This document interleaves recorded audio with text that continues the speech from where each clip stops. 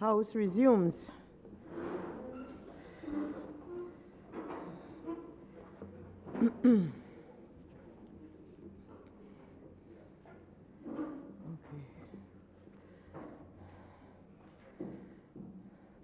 This concludes the debate on the supplementary estimates. The supplementary estimate shall now be referred to the Committee of the Whole House.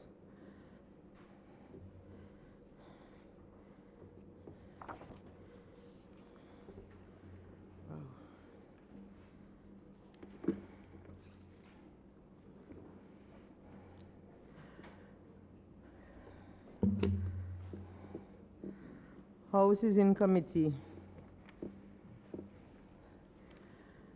Now, members, I have a serious challenge with the lighting, so I am wondering whether I cannot do it from since it seems to be the same. The lighting, I don't know that I don't think it's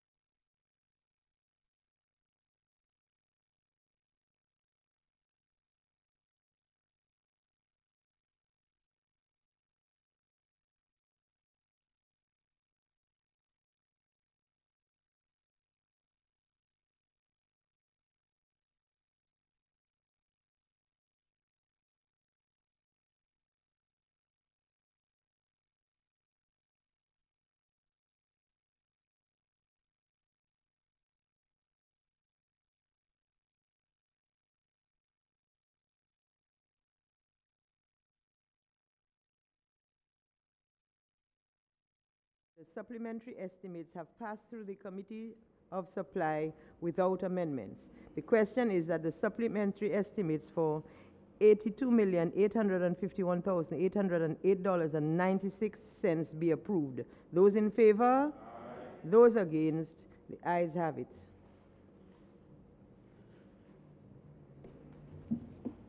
Madam Speaker, I move that the bill shortly entitled Supplementary Appropriation 2016-2017 Act 2018 be read the first time. Seconded, Madam Speaker. Supplementary Appropriation 2016-2017 Act 2018. Madam Speaker, I move that the second reading of the bill shortly entitled Supplementary Appropriation 2016-2017 Act 2018. Seconded, Madam Speaker.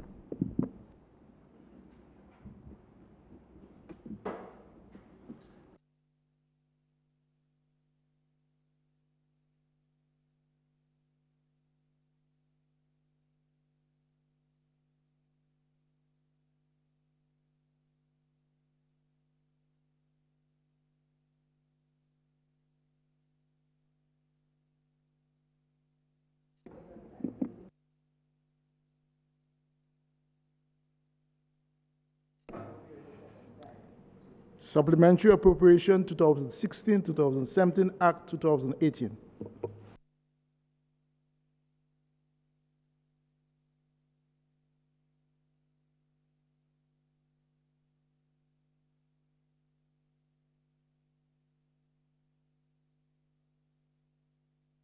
Seconded, Madam Speaker.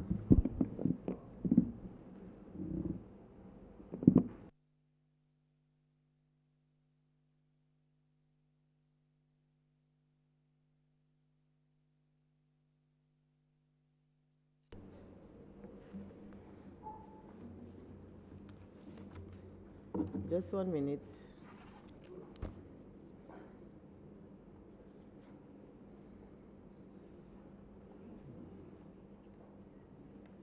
You have to go to the committee now with that? Yes, we do. Yes, we do.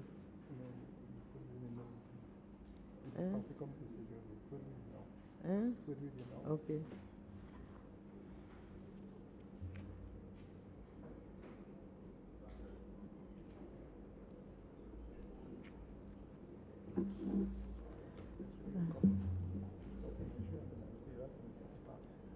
Okay, what you said? Because it was a second, but I said that the second. Oh, okay. Well, no, he doesn't. They have to do that.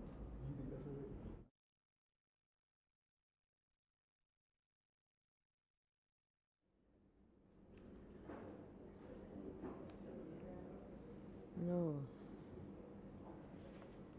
Just no, something is wrong there. Nah. I have to do the beat.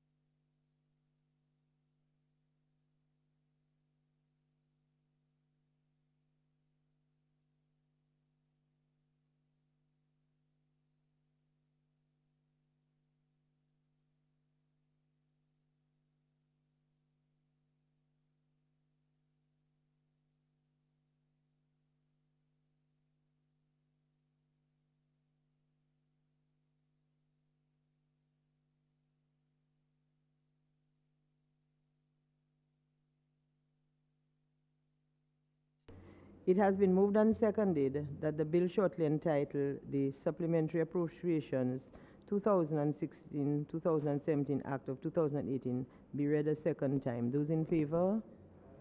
Those against, the ayes have it.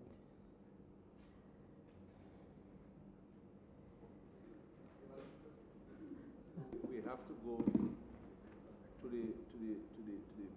the act and to have it approved clause by clause. Right, that's what I'm following. The script is wrong. That is what I'm saying. Yes, we should go to the committee. Follow this. Yes. Okay, so The truth is, Madam Speaker, it should not be taken to the Committee of Supplies after the motion has been debated. You should have moved straight to the process required for the enactment of the act, or the bill, sorry. And so the Committee of Supplies really should have looked at what is in there. The schedule really is just an attachment to the motion. But the bill, we don't. You see, as if I. So we have to now go to the committee. Yes. To go for the bill clause by clause. Yes. And then after that, we come back for the third reading. To do the third reading. Yes, so that is what I should be saying. Even if you didn't read you didn't have a debate, we still have to go to the committee. Right. Right.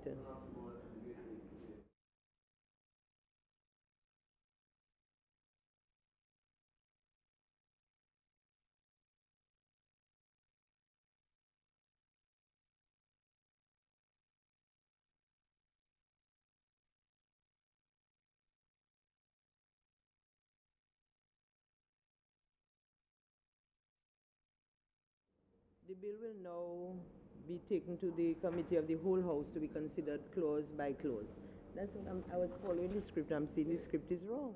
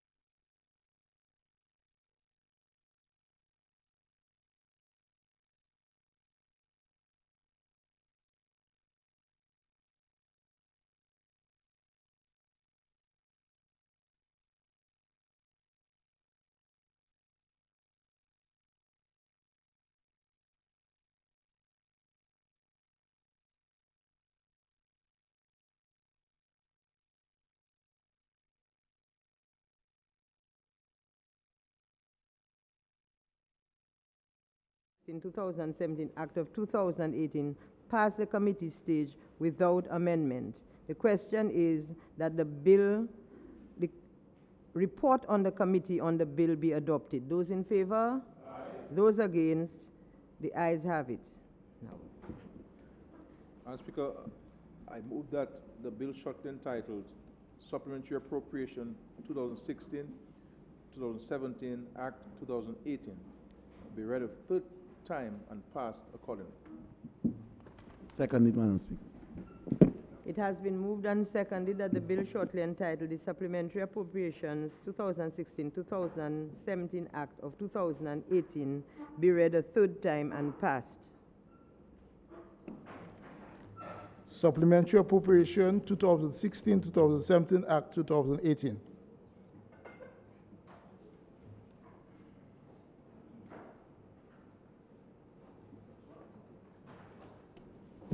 The bill has been read a third time and passed accordingly.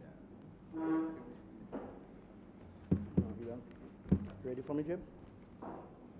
Madam Speaker, be it resolved that this Honorable House approves the supplementary estimates of expenditure for the year ending 2017-2018 amounting to $85,344,000 $221.60, the details of which are contained in the attached schedule. Madam Speaker, the supplementary estimates is a total of $85,344,221.60 and includes advances made from the contingency fund for the period July 2017 to December 2017.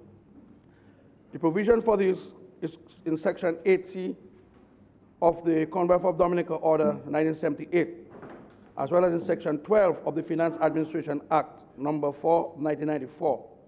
And that allows the government the flexibility of incurring expenditure not originally approved in the annual budget, where it is deemed necessary, and subsequently seeking approval of the Parliament for such spending. Details of the expenditure are as follows. 47% or $40,004,075 was met through grant funding. 31% or $26,522,746 was funded by local resources, while 22% or $18,817,400 was financed by loan funds. Madam Speaker, I will outline the details of the expenditure, but suffice to say that a substantial part of this has been occasioned by the passage of Hurricane Maria and the need for government to respond quickly to the needs of the citizens. Hurricane Maria affected the lives of all our citizens. Its effect was unprecedented and left many persons homeless, jobless, and without the basic need like food and water. As a government, it is our mandate that we meet the needs of our people at a time when they are unable to do so themselves.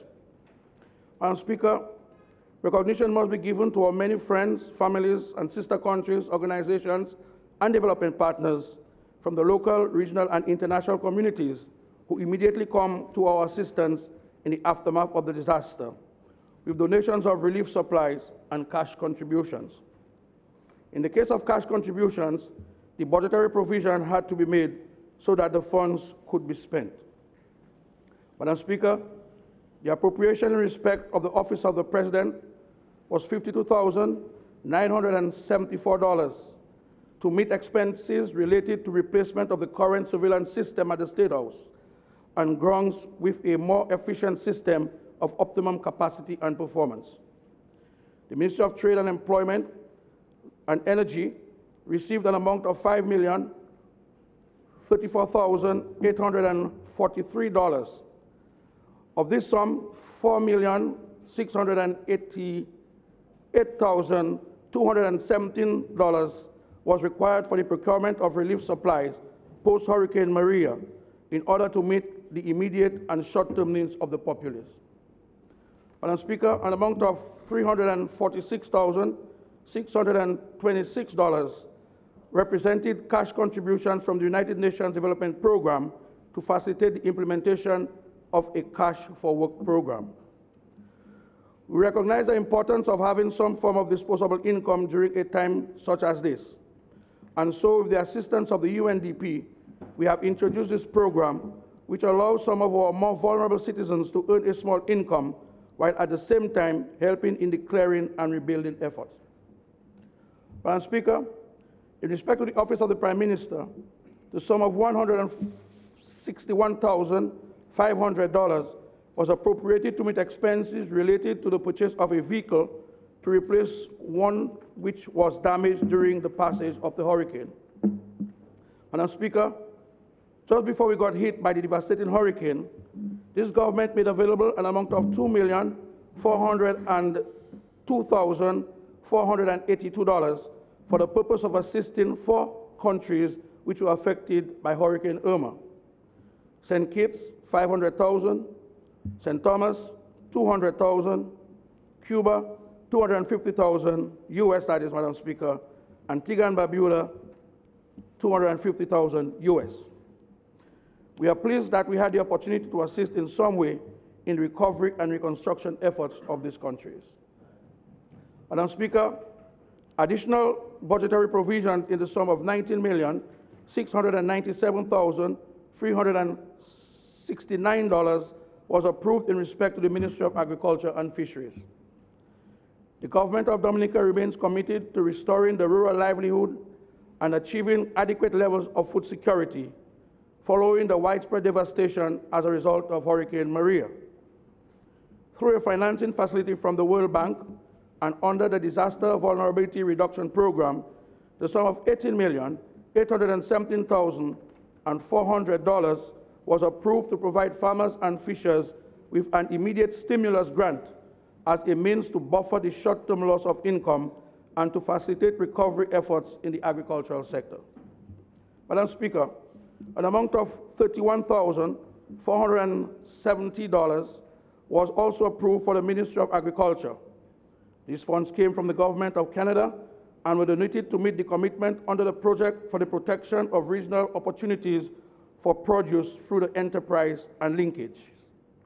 Further to the above, the sum of $820,300 was required to meet payments in respect of the contract between the Government of Dominica and the Organization de Servicio Guernzales, or OSG, for the construction of the National Abattoir, while the sum of $28,155 was approved to settle an outstanding matter of compensation to Mrs. Yvonne Baron George during her secondment to the Waitikubuli National Trail Project.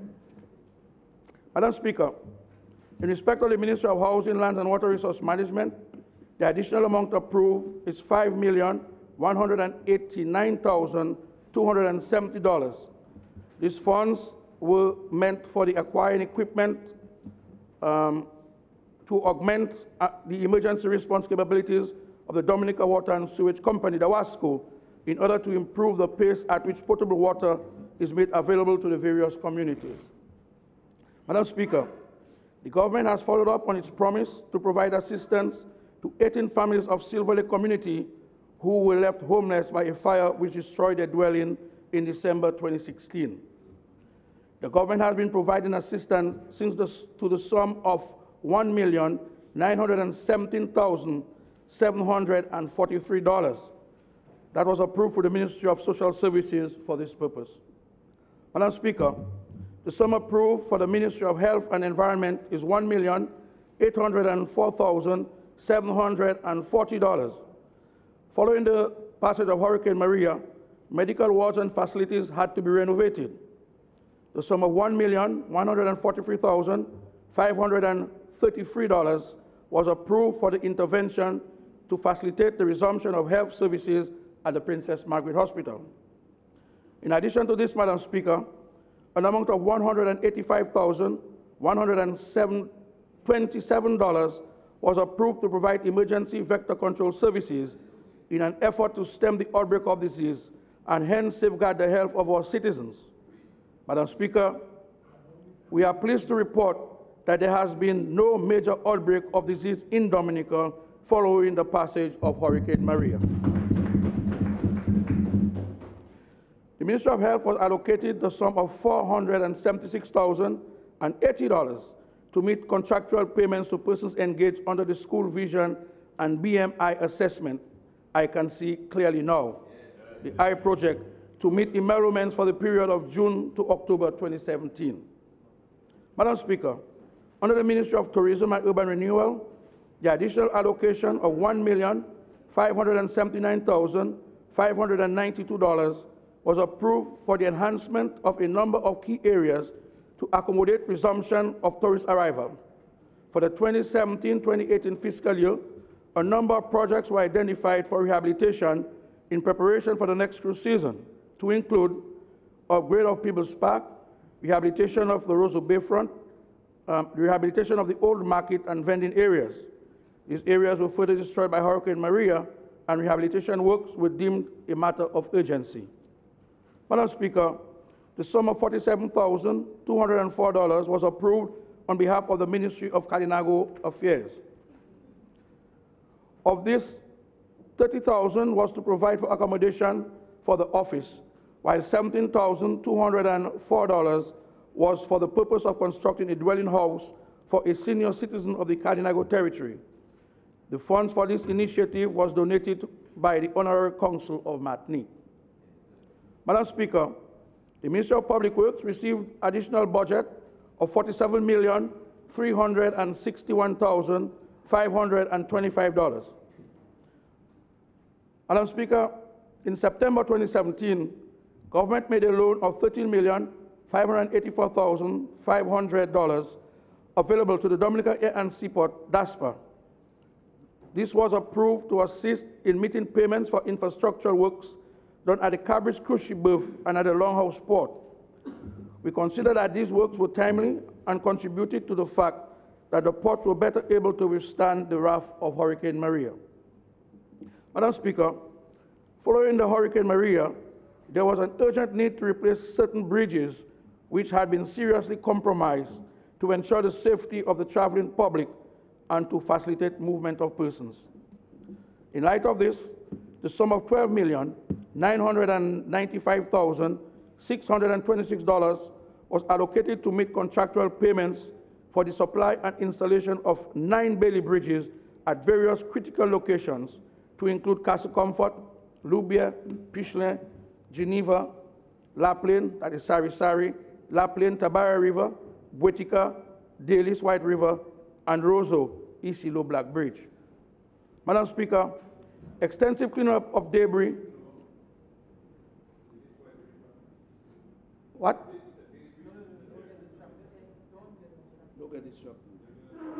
Madam Speaker, extensive cleanup of debris, clearing of roads and drains, and dredging of rivers were mandatory following the recent hurricane.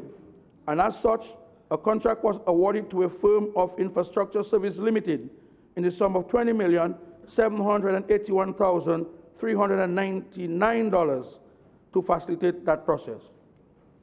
Finally, Madam Speaker, in respect to Cabinet Office, the amount of $72,670 and $22,300 respectively were approved for the following: to meet expenses for the official funeral in favor of 4 former parliamentarians, Enian Duque, Bernard Eger Carbon, R. Stanley Fidel, and Ronald O.P. Amo, and to meet expenses related to the visit of Prince of Wales to the Commonwealth of Dominica on the 19th of November 2017.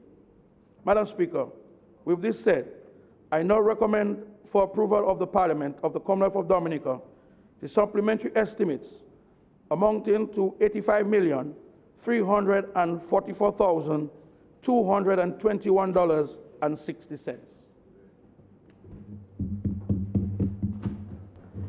The bill is now before the motion is now before the House for debate. Madam Speaker, I rise to give total support to the supplementary appropriation for the period July 2017 to December 2017 of this current fiscal period.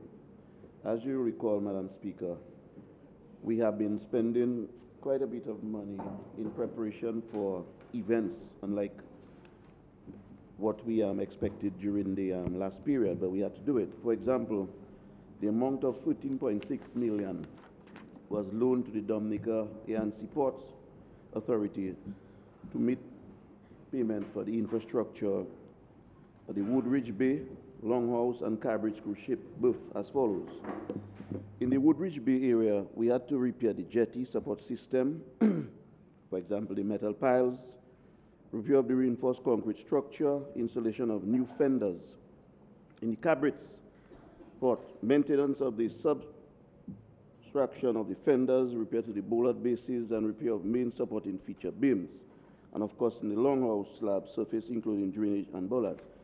Now, if we hadn't done that and repaired the beams, purchased and installed the new fender system, and currently overlay the entire deck of what will be the necessary wharf repairs, we would have suffered tremendously in the last period. Of course, we immunized these port structures to withstand what we experienced with Hurricane Maria. Following the passage of Hurricane Maria, we had to do quite a bit of work with our rivers and dredging. And this had to be done, unlike the days when we would be reminded that it was also very, very difficult to extract from the rivers. No longer has Dominica been faced with that sort of legacy anymore. We have to make sure we dredge every single river in this country. Ravines, rivers, you name it what you want. Because, Madam Speaker, we have been struck a serious blow by Maria. And if you'll notice, what has happened here is a lot of our rivers, a lot of our ravines, there's been quite a bit of siltation, and that has caused the water table, if you wish, as a result of the bed to be built. And our little bridges, which have been compromised over many, many years, they are there waiting patiently, sadly, to be blasted if this government didn't take it seriously and invest heavily in the infrastructure company in terms of dredging of our rivers. Madam Speaker, a significant sum of 20,781,399.00 was invested in terms of dredging, and we plan to continue with that dredging post-Maria. We have done very, very well. We have seen the Queens River, the Roseau River dredged completely. Never in its history, in its life, have we seen it so clean. Never. And I was raised along the borders of the Queens River, and I can tell you this is a very serious river. It's not a river that's a joke at all. Sadly, Madam Speaker, it drains into the city of Roseau, which is a great asset really to have a river flowing for your capital city. But we saw what happened last time to us in terms of the river overflowing its banks and creating a tremendous amount of damage to our river, our city. We do not want this to happen again. We have decided to go way up the Queens River, past the, to the Silver Lake area and dredge it properly, and also do some river training, which is taking place right now. And Madam Speaker, the aim is to go much further with it to protect our city. So this amount of money that was invested here was of great importance to us. And Madam Speaker, we don't have the necessary and the amount of equipment that's required for dredging all the rivers in Dominica. It's impossible. We don't have the machinery here. A lot of our machines are tired, they're burnt out. And a couple of days in the river, Madam Speaker, they succumb to a malfunction. It's a problem for us. So I was very happy that we were able to bring in a company here with a fleet of equipment to go in there and really dredge these rivers. We have done some work in the other areas as well, too. They're working there. And we're now in the Pishla area. We have gone to the Honorable Member for the Mao Constituency. We have gone through a number of his rivers there, and I want to assure him that we'll take it much further than where we are right now. We are in Polyho. And I know a lot of us here, we are impatient, but rightly so, I agree with you. But let's hold up a little bit. We're trying to bring in more equipment into Dominica so we can dredge a lot more, because what we experienced last time, and these events, Madam Speaker, they have a habit of, we can't hold it to that, but they like to come every 30-something years. I'm hoping, Madam Speaker, that this year, based on the predictions, that nature will prove them wrong this time, because there's no way I can see this country going for another Maria or something greater than that. It will really be brought to our knees. So, Madam Speaker, I want to make it abundantly clear here that we have invested heavily in this country. We'll continue to invest heavily. We have been struggling here with the amount of work we have to do on this island. It's the first time in our life we were on a serious path of development, very, very serious path of development. But we were struck a major blow.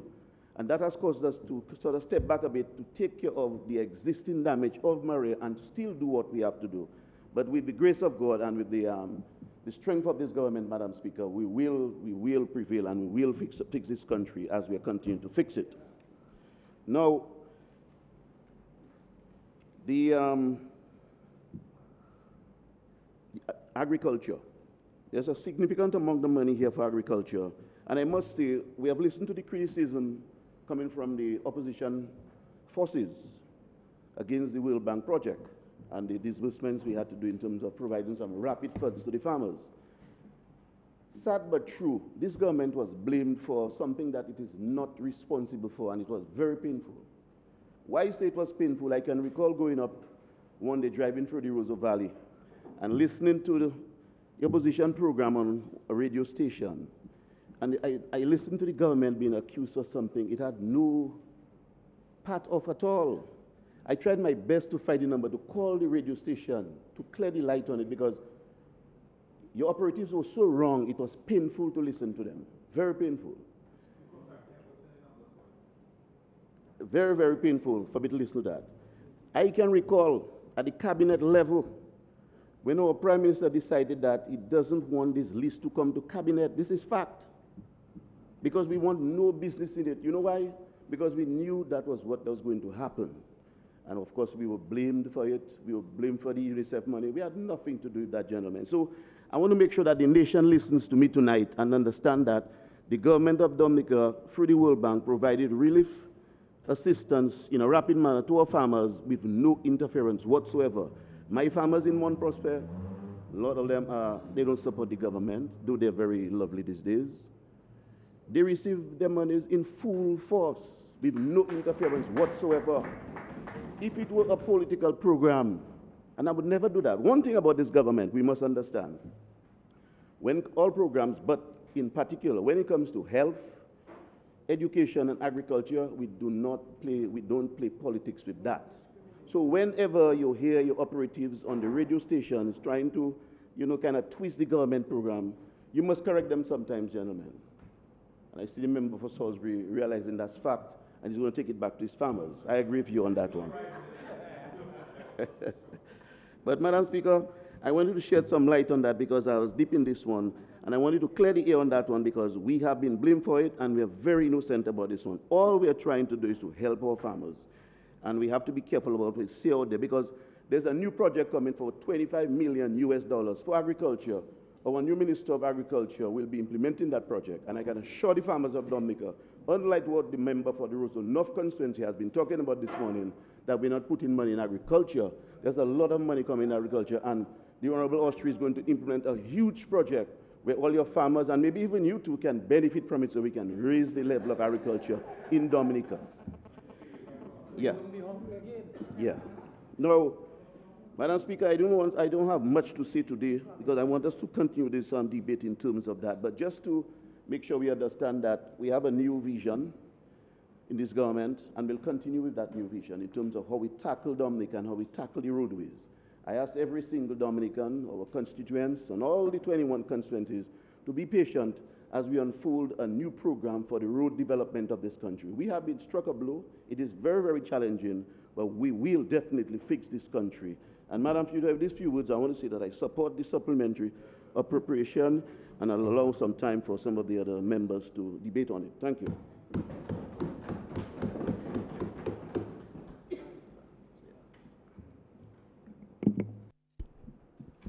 Madam Speaker, like my colleague, the Honourable Minister for Public Works, I too want to pledge my full support behind this supplementary appropriation post-Hurricane Maria. Madam Speaker, we all recall the events of Hurricane Maria and the devastating impact it had on every single Dominican.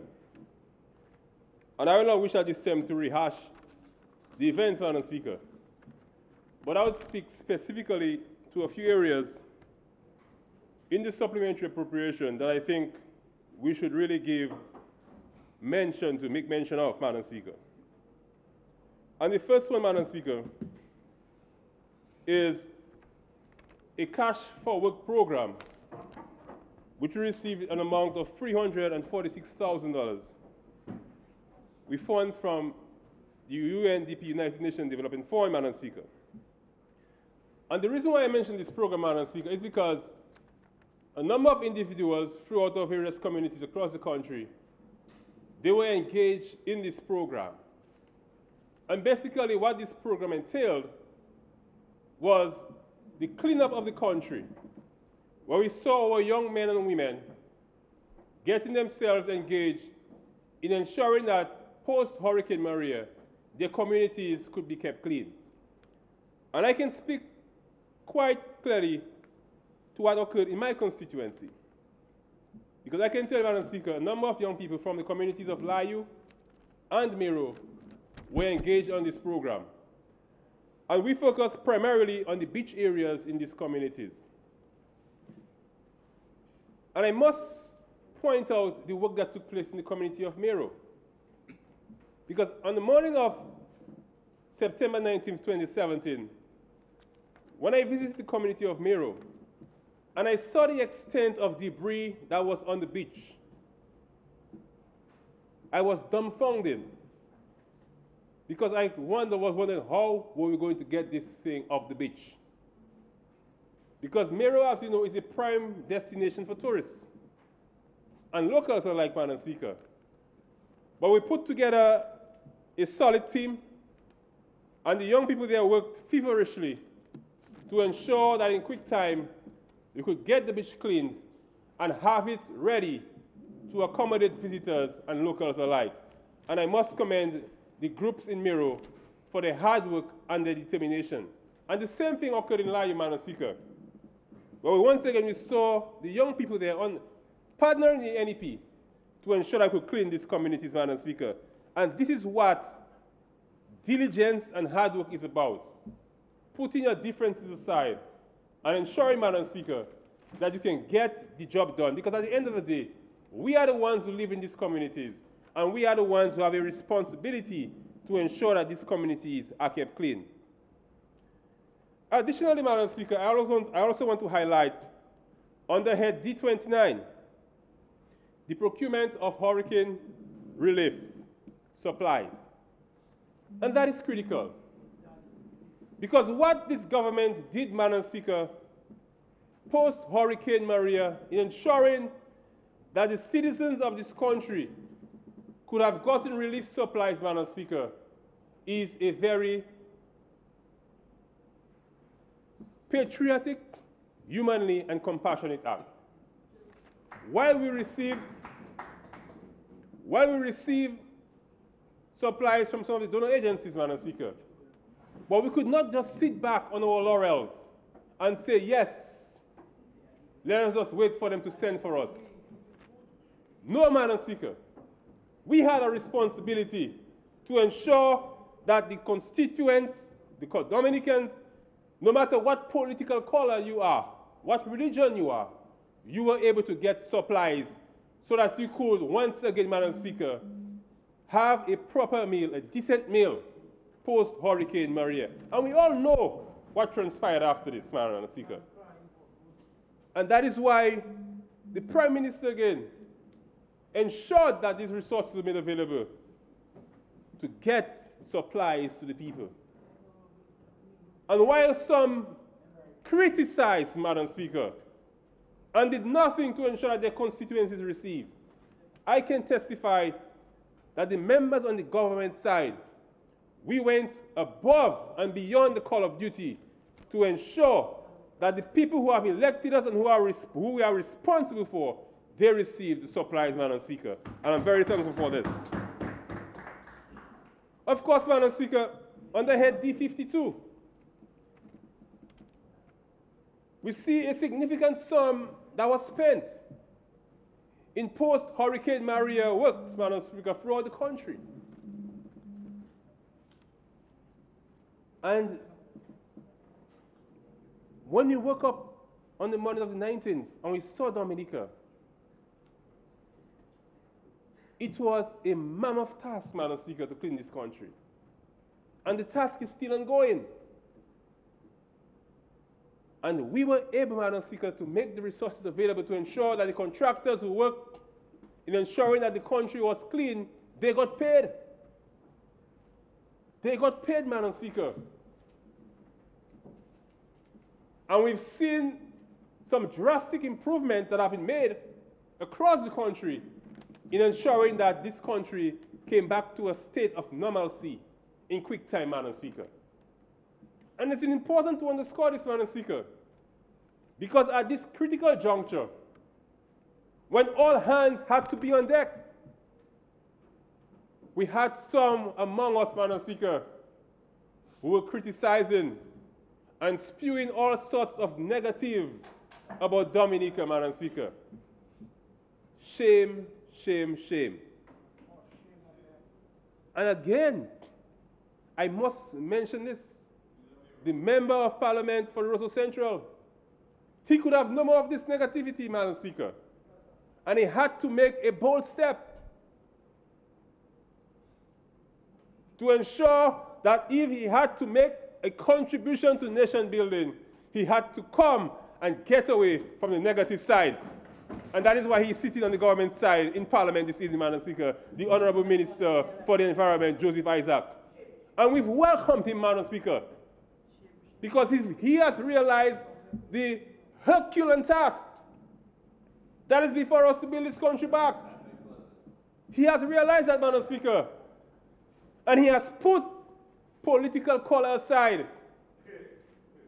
And he has decided to make a decision and take a decision in the best interest of Dominica to ensure that we can build back and we can build back better, Madam Speaker. And that is what we will do. And finally, Madam Speaker, because like I said, this money has already been spent. An amount of over $5 million for the WASCO to get the water supplies across this country functioning properly and effectively. And of course, Madam Speaker, all of us suffered because after the hurricane, we had an island-wide shortage of water, Madam Speaker. Some of us went to the rivers, some of us went to the lakes, some of us went to the ravines, some of us went to the Sus. And the WASCO had some serious challenges because most, if not all, of their storage tanks were severely destroyed or impacted. And I believe there are still some areas where you still have some challenges, Madam Speaker. And the Prime Minister had to make these funds available to ensure that Dominicans could have a steady supply of pipe-borne water at their homes, Madam Speaker. And I am sure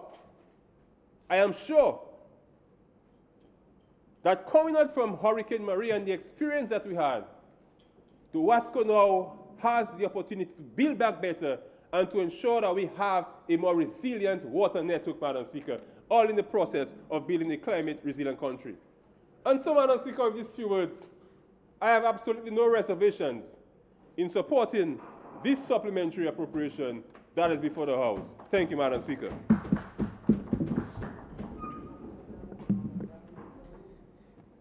Madam Speaker, I need to rise to give my support just for a few minutes to the motion of the bill before this Honorable House, especially as it pertains to some of the amongst, Madam Speaker, in this appropriation as it pertains to the Ministry of Health, and of course my very own constituency, the 37 constituency, which spans the breadth of from White River in the north all the way down to Kubulibia factory in the south, Madam Speaker, very large geographical expanse, the 37 constituency. And as we know, also a very vulnerable part of the country. Just a little over 2 years ago, we suffered the brunt of Tropical Storm America, where we had almost 20 deaths in my home village of 37. And of course, 2 years after, we also took a hard hit from Hurricane Maria. And Madam Speaker, as we would be well aware, that most of the appropriated sums before us, Madam Speaker, would be in this post-Maria period, because this appropriation runs from July 2007 to December 2007. And we know that Hurricane Maria occurred in September of this very same year. But Madam Speaker, before I proceed to shed some light on some of the amounts as it pertains to the Ministry of Health, I would like to be put on the record in this Honorable House my gratitude, Madam Speaker, and appreciation for the dedication and the work ethics, Madam Speaker, and love for country shared by our health workers post-Hurricane Maria, Madam Speaker. I would have done so many times before and other ministers of cabinet, but I think it would be remiss of me if I don't share this, Madam Speaker, put this on the public record in the hands of the Parliament of the Commonwealth of Dominica. Post-Hurricane Maria, Madam Speaker, the staff of the Ministry of Health, including the administrative staff, Madam Speaker, were exemplary. And I'm really hoping, Madam Speaker, as I've told them many times before, that they could carry some of this dedication, some of this love for country, some of this love for fellow human beings, Madam Speaker, carried throughout the entire life. And I think if this can be done, Madam Speaker, the health sector, with all the investments that we make in infrastructure, training, etc., the health sector in Dominica would be heading in the right direction. Madam Speaker, just this afternoon on my lunch hour at 2 o'clock, would have held a press conference at the Ministry of Health just to bring the country up to date with some of the major issues of the health situation in Dominica. We, yours truly, would have returned freshly from a week-long trip to Cuba, not to go get nurses, as was suggested in the media while I was out, but having been invited to an international health conference in Cuba. And we took the opportunity also to address some of the more pressing issues or concerns right in Dominica, including the issue of nursing attrition, Madam Speaker. And I want to report, like I did this afternoon to the Honorable House, that in the short-term relief, Madam Speaker, that very soon, in the next few days, we should be getting 20 well-trained nurses to try to ease up, Madam Speaker, the plight of the nurses here in Dominica. Because one of the issues that they would have brought to the front,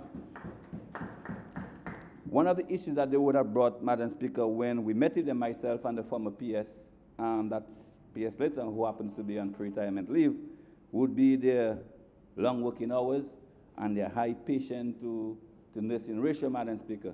So while we know that this is not going to address the medium nor long-term issues as it pertains to nursing, we're hoping that the 20 nurses, Madam Speaker, will alleviate this complaint or this stress that they claim to be having with this high patient to nursing ratio, Madam Speaker.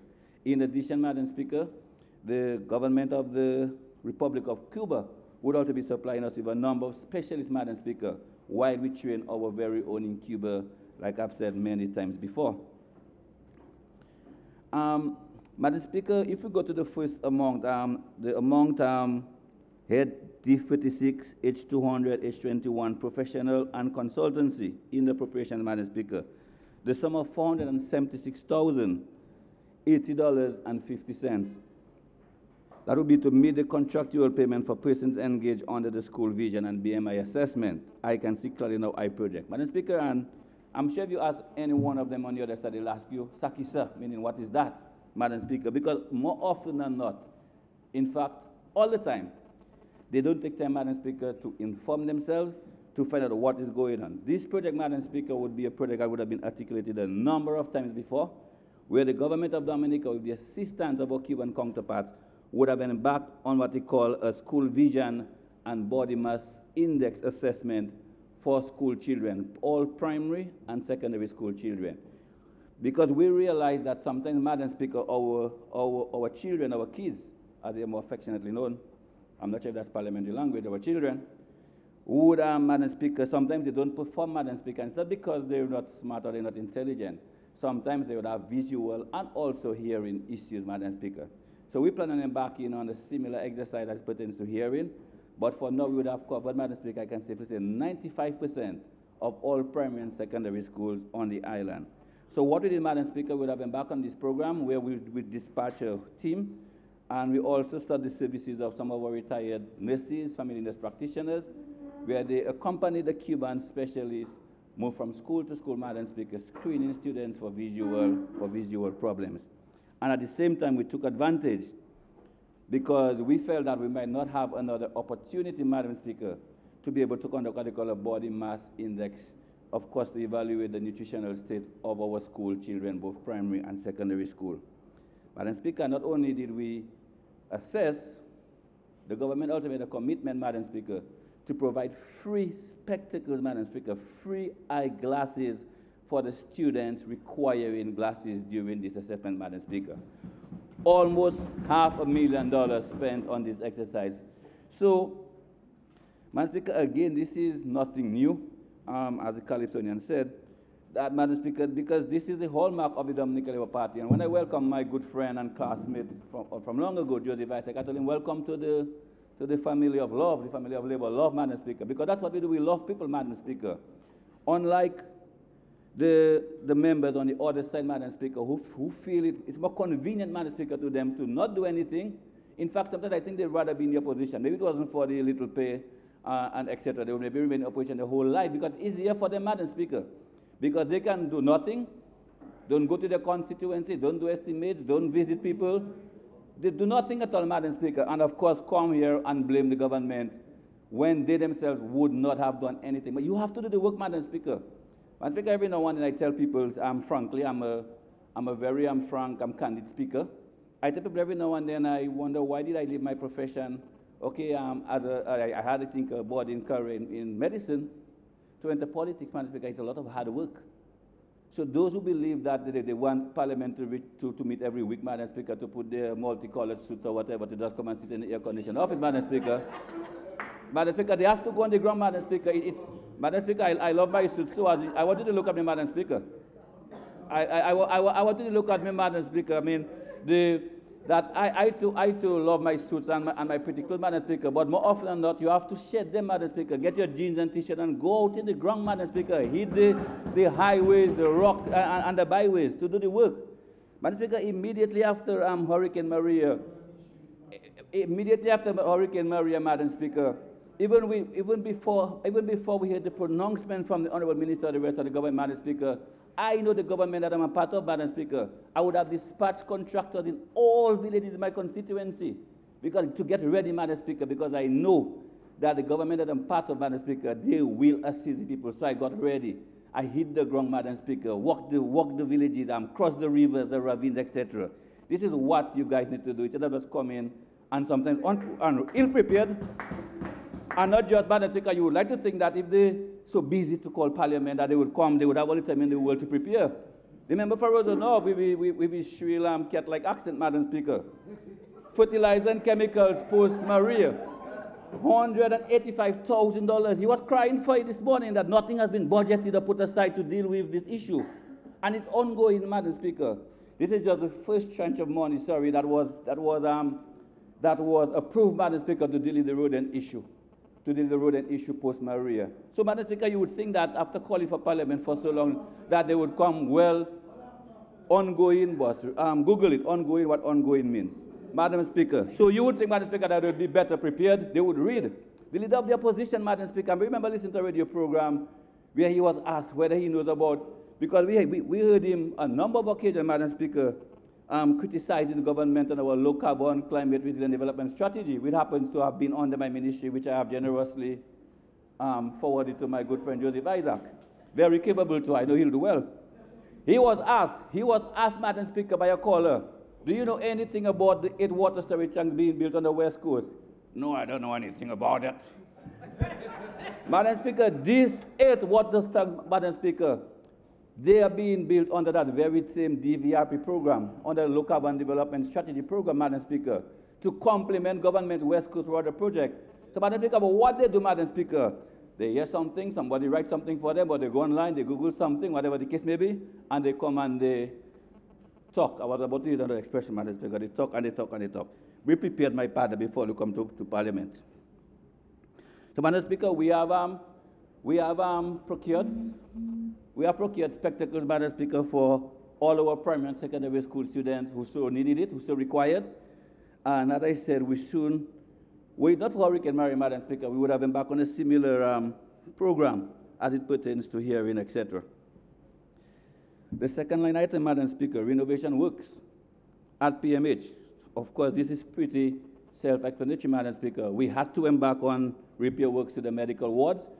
And I must say, Madam Speaker, in spite of a very slow start, Madam Speaker, that work has been progressing satisfactorily as it pertains to repair of the wards. I spoke about the fertilizer and chemicals already, but more so today for the edification of the member for Rosenhoff, who they call the shadow minister. Don't stay close to me, my partner, as my shadow. Madam Speaker, moving away from the Ministry of Health,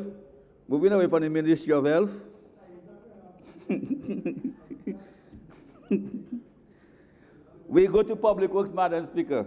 And again, Dr. McIntyre, Madam Speaker, alluded to some of the works being done. But I just want to just touch briefly because some of these works are being executed, Madam Speaker, in some of the communities in my constituency. Again, as I said at the beginning, a very vulnerable part of Dominica. And one of the Bailey bridges, and Honorable Oshu made the introduction, he would have received an updated list as it pertains to the first set of Bailey bridges that were installed, because I remember Honorable Member for Salisbury asking about the White River, and yes, Madam Speaker, this list was revised. So we were supposed to have a bridge installed in Pishley. This subsequently was transferred to Kinfield River Estate. Much to the delight of the Honorable Blackmore, I saw multiple pictures on Facebook and party, etc., because the people there had no access to the home, Madam Speaker. And I want to tell the Honorable Blackmore it was a pleasure, of course, seeing the bridge in Pishley because we had made some other arrangements to your constituency in River Estate, Kenfield. Madam Speaker, for Saint-Jean, as we speak, a Bailey Bridge also being installed in Fort Saint-Jean, Madam Speaker, again another very vulnerable community, a cul-de-sac, a dead end, where we have the Atlantic Ocean to one side, Madam Speaker, and of course the Fort Saint-Jean end of the Bagatelle River threatening. So when it rained, Madam Speaker, and the road was cut out, they basically have nowhere to go. Atlantic Ocean on this side, Madam Speaker, and no road out.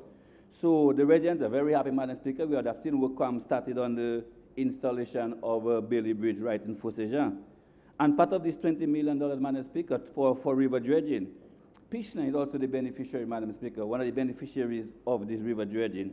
And of course, I'm not sure if anybody, apart from me in here, would have had the opportunity to see what happened in Pishley post-Hurricane Maria, Madam Speaker. It indeed what is being threatened.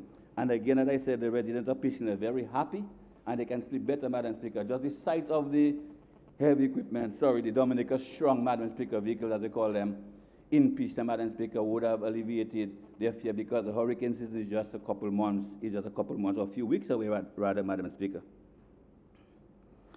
Madam Speaker, with these few words, the cash out program that Honorable Kelver spoke about, the Minister for Telecommunication and Information Technology spoke about, Madam Speaker, again, the community of Pishley was part of this program. And in closing, Madam Speaker, I just wanted to touch on this grant, Madam Speaker, that was given to our neighboring country, St. Kitts and Nevis, St. Thomas, Cuba. Madam Speaker, and I think that's commendable. That even with our own challenges, we have our own problems, Madam Speaker, but we have made a commitment, Madam Speaker, to help these islands after the passage of Hurricane Irma. Of course, I comes before M, for those of us who maybe didn't go to school, as Honor said. I come before M, so Irma would have been before Maria, and we would have committed, Madam Speaker, to assisting this sister island, Madam Speaker. And in spite of the fact that Hurricane Maria came a couple of weeks after, Madam Speaker, we still came through with our commitment to these islands, and I think this is commendable. And not only coming from, Madam Speaker, that we had the funds, Madam Speaker, we had the funds, CBI, whatever it is that they're ranting about, we had the funds to meet through, to go through with the commitment, Madam Speaker, to the sister island. And Madam Speaker, this is why the good book says, I think God help those who help themselves, Madam Speaker. And then when you give, Madam Speaker, and get in return, I think it's why, Madam Speaker, countries have responded to us, Madam Speaker, in such a very good way. Because this government, Madam Speaker, looks after its own, after the most vulnerable, and also, Madam Speaker, we don't have much, Madam Speaker, but whatever little we had, we're willing to reach out, Madam Speaker, to our sister island. That is why God has blessed us, Madam Speaker, post-Maria. And blessed us, he has, Madam Speaker. And the Honorable Prime Minister laid out some of the things, Madam Speaker. I mean, we have a situation where we have some parties, I don't mean political parties, although maybe yes, could be, trying to rile up the nurses, Madam Speaker, for more pay. You know, and I addressed this at the function this after, Madam Speaker, and then I told the nurses, speaking to the nursing body, that they have to ask themselves the question of people, at this juncture, Madam Speaker, in our history, few months after Category 12 hurricane, Madam Speaker. You hear me? A Category 12 hurricane, Madam Speaker. Government would have met all its commitments to the union, Madam Speaker. The double bubble, the famous double bubble. There has been no month, Madam Speaker, that salaries have been late. So you have to question, Madam Speaker, the motives of people trying to get nurses, Madam Speaker, to fly away or to go on strike, Madam Speaker, for more pay. I'm not saying they don't deserve more pay, Madam Speaker. Don't get me wrong. All of us deserve more pay. I deserve more pay, Madam Speaker.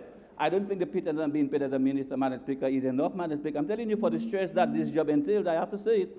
Okay, so I can maybe protest some more pay to, Madam Speaker. But we say, Madam Speaker, at this juncture, Madam Speaker, in our history, and I've told them that Dominica, history rather, will remember them. Those who prepare to stay, Madam Speaker, and give service to the country, and will also remember them not too kindly. Those who decide to run away when the country needs them the most, and in some cases, even trample on her when Dominica needs them the most, Madam Speaker. With these few words, Madam Speaker, I have no choice but to support the motion before the House, Madam Speaker. Thank you very much. Madam Speaker. Thank you, Madam Speaker. I rise to make my contribution on the supplementary appropriation before the House for debate. Madam Speaker, First, under the heading of Ministry of Employment, Madam Speaker, procurement of hurricane relief and general supplies. Madam Speaker, we as Dominicans, Madam Speaker, Hurricane Maria touched everyone. About 95% of our housing stock got damaged, talk about $1.3 billion in terms of revenue loss and everything, 226% of GDP. So the entire country got affected. And we're talking about really supplies and equitable distribution, Madam Speaker. People most in need getting these supplies on time. You're talking about, Madam Speaker, Maria saw no colors. Maria was all over, Madam Speaker. But we had some instances of people who got, the vulnerable people who got affected. They were discriminated, Madam Speaker. We had that happen several places around the island. I must say, Madam Speaker, as Member for Parliament for Salisbury Coalition Monrachet, I did my best to reach the people who were in charge of distribution. I stayed away from it. I called the coordinator and ensure that the Salisbury Disaster Management Committee and the Coolibistry Monrachet Village Council got supplies to assist the people. I try to stay away from involvement in distribution and everything. Even the minister, Honorable Douglas, and I met in Portsmouth and made some water available for the constituency. And even the member for Colliho assisted me when I was in Portsmouth to get some tarpaulins for people. So we were trying to assist everybody. Madam Speaker, I want to take the opportunity to thank the people of Salisbury living overseas that raised in excess of $45,000 US to purchase supplies, really supplies, and get them into Salisbury via Guadeloupe, Martinique, and even the United States to reach the people that was most in need. And Madam Speaker, that is what we'd like to see happen, that there's equitable distribution. Because Maria saw no color. We as members of Parliament should ensure that the people that in need get the supplies. And we heard too much of it around the island. I think we have to correct it going forward.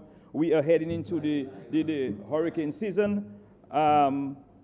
We need to empower the village councils, the disaster management committees, and other groups in the different communities to ensure that they are prepared going forward for a major Category 5 hurricane. We have to prepare for Category 5, but hope for the best, Madam Speaker. As the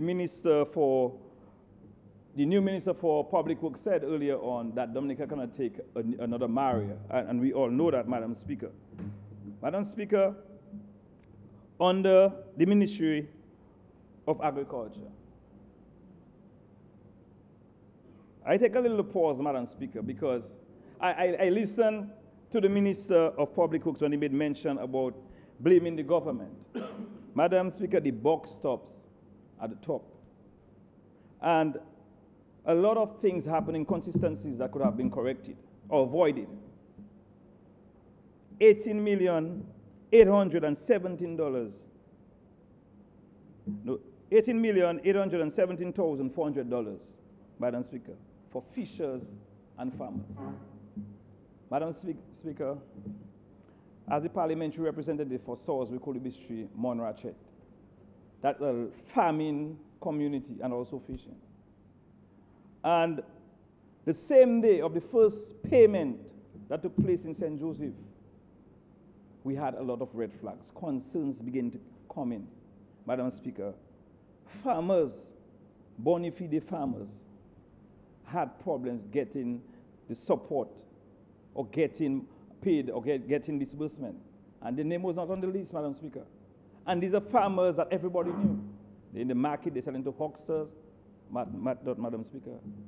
They meet the requirement, but they were not on the first list. And And Madam Speaker, you said, the minister said that there was no government interference. Salisbury had political interference. And that was a concern. As the member of parliament for the I tried to stay away, allow the machinery to work properly. But as the MP, I also represented the best interests of my constituents. Madam Speaker, you have 92 commercial farmers in the Prime Minister constituency, Penville, Vickers, and Thibault. And I'm hearing about only 40 in the Salisbury constituency. Let us think about that. 92 out of 900, that is over 10%, you know. Commercial farmers that's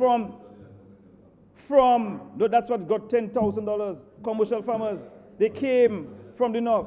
You have got fishermen in Penville, in Vickers. Madam Speaker. And well, it's a few, Madam Speaker. But the point if you have any, there is a few, one or two, Madam Speaker. But I am saying, Madam Speaker, the point I am making, 92 individuals got $10,000 as commercial farmers and fishers. I am from Salisbury, Madam Speaker. You're telling me in the Salisbury constituency have less than 50 commercial farmers and fishers? Madam Speaker, under the criteria. Madam Speaker, and that is the concern that I have. Right now, Madam Speaker, you still have farmers and fishers in Salisbury constituency, and Monochet, who have not received any compensation. They did everything. They followed the protocol. They followed the procedures. Madam Speaker, what I am saying, Madam Speaker, they should be on the first list. If it was done properly, Madam Speaker, you have the extension officers. I worked in the banana industry for 16 years, and I was the individual preparing the list. I was paying the farmers. No politics was involved. No minister called and said, Mr. John, pay that person or pay this person. It was being done through our database. They give us the criteria for payment, and we send out the list to different areas. And the farmers got paid. That's how it was done. No political interference. Madam Speaker, we had a database.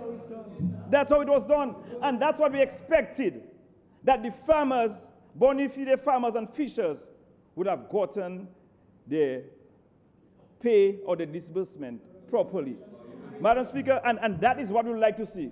Going forward, I heard the minister spoke of more money is coming in. We have to ensure that we have a database. Criteria set with the World Bank respected. I'm hearing of too many cancelled checks. You have bona fide farmers who are called to come and pick up the checks, and when they get there, they have a red flag by it. There are family members who had checks written, and then they give a smaller check to the family. Total disrespect to our bona fide farmers. How you expect them to take that money and reinvest in their farms? You have, in some families, have maybe 4 or 5 people getting cash. That happened in Dublin, Madam Speaker. I know that. That is what we are talking about. Ensure that if you have set criteria, ensure that we are transparent in terms of doing what is right. We want every farmer to feel comfortable. I heard you spoke about your farmers in Mount Prosper, and you might have some discrepancies, but across the board, and especially in my constituency, we had farmers who were still, I got to give you an example. I will say straight to, that's why we see it as being political. In my family, have farmers, and only one, my brother, got compensated. And the other brothers, they're my brothers, and they are farmers, everybody know them. They did the follow-up in terms of the full in the query, the complaint. There's an elderly man, 83 years old. Everybody know him in Salisbury farming. Walk into his farm. He did the follow-up in terms of, and nothing happened. You know? And Madam Speaker, and you have government operators having the list and saying who's on the list, calling people and telling them to come for check, where it should have been done through the ministry. And these are the type of things we see happening. If it is done via the officials within the ministry, people see that it being done professionally. You extracting the political interference or the perception of politics involved. And that is what we like to see, Madam Speaker, going forward. And Madam Speaker, and the extension officers, blame game started as well, Madam Speaker. Blame game started as well, Madam Speaker. You have the extension officers. The extension officers, that is a conduit between the farmers and the government. They have a very important role to play. I am not saying that you will not have some concerns. That's why it's important that you get information and you verify. And you eliminate some of the concerns that you have. But when you throw the entire extension department under the bus, that's a serious problem. They were blamed publicly. The entire extension was blamed. Madam Speaker, look, the former minister is sitting right there. And Madam Speaker, and that is what we are saying, Madam Speaker, on this side. Let us ensure that things are done properly because we are getting the funding. The funding, you cannot take money is made available to our farmers and our officials don't know what we are doing. Like it's what, and now, you know what happened again before I leave that point? They're telling some farmers, you see, I let you get money, don't forget to vote for me. You cannot use my money to buy me. No, you're hearing that? Find out, go on the ground in Salisbury and you'll find out. Go on the ground in Salisbury and you'll find out. That is why I'm saying the best thing to do is to pull out the political interference, Madam Speaker, going forward. Madam Speaker. Madam Speaker, on the housing, Ministry of Housing, 5.2 million to Dowa School. And I support that, Madam Speaker, but I want us to go further. We have a serious water concern in Salisbury. Salisbury, Kolibistri, Monrachet, Grand Savan, Tapive, La Savan, we have serious concern, inconsistency with our water program thing. But one of our biggest problems we have, during Erica, we lost our intake. And they put in a temporary intake in the heights of Salisbury. To the government, it was placed there by the WASCO, and it assisted us in getting water. But during Maria, it got washed out a bit. But even before Maria, there was a plan to build an intake. And I think the funding was coming from the BNTF program. And I believe just before that as well, they were doing tendering and whatnot. And that Maria came and the thing. But right now, 7 months, we got water, I must say, about a week after Maria, they put back the temporary intake. But 7 months on the road, we're having some serious problems going into the hurricane season. We're hearing that there were bids. Some people went on the site on their own and whatnot. It was for that project. But, Madam Speaker, just over the weekend, for the past time, we have in some areas in Salisbury, 2 days, 3 days passing without water. Yes, I live in the lower part of Salisbury, so I'm not affected too much. But yesterday, they had to close the lower part of Salisbury and ensure that the water go back up to La Savan, Tapive area. And that is a serious concern. We have a storage tank on the Grand Savan, and it's affecting the area as well. And I want us to look at our intake, seeing how soon we can repair that intake. I don't know if the minister can give us an update of where we are in terms of the intake and going forward. Monrachet as well have a storage tank. We would like to know when that storage tank is going to be commissioned and in proper use. I'm hearing that they have a problem with a pump or sending water intake. So I'm just bringing it up to Madam Speaker. I've spoken to the minister as well. That's what they want to hear. What I did, Madam Speaker, they said that on this side, we do not try to reach the ministers. And as soon as Mr. Honorable McIntyre became the Minister of Public Works, I went to his office and have a discussion about some of the concerns in my constituency. And that's what I try to do in terms of representing my people. And Madam Speaker, we would like to see us going forward in terms of that water situation that we have in Salisbury, Kolibistri, Monrachet, Grand Savan as well. is a serious concern. I would like it to be addressed very soon. Madam Speaker, I heard the Minister of Health spoke earlier on the health right now and renovation of some areas in the hospital, and that was important. But I'd like us to go further in terms of yes, I'll go to the South Wales Center in a while and Colby Street, but also the hospital. I think the approach to the hospital, going to the hospital, the first section is still uncovered after Maria. I think we have enough garbage on island that the government should address some of the public buildings, and that is very important. The entrance of the hospital, the first area, it's looking unsightly here. Yeah, I'm always there. I don't have to take pictures to show I was at the hospital, but I'm always at the hospital visiting.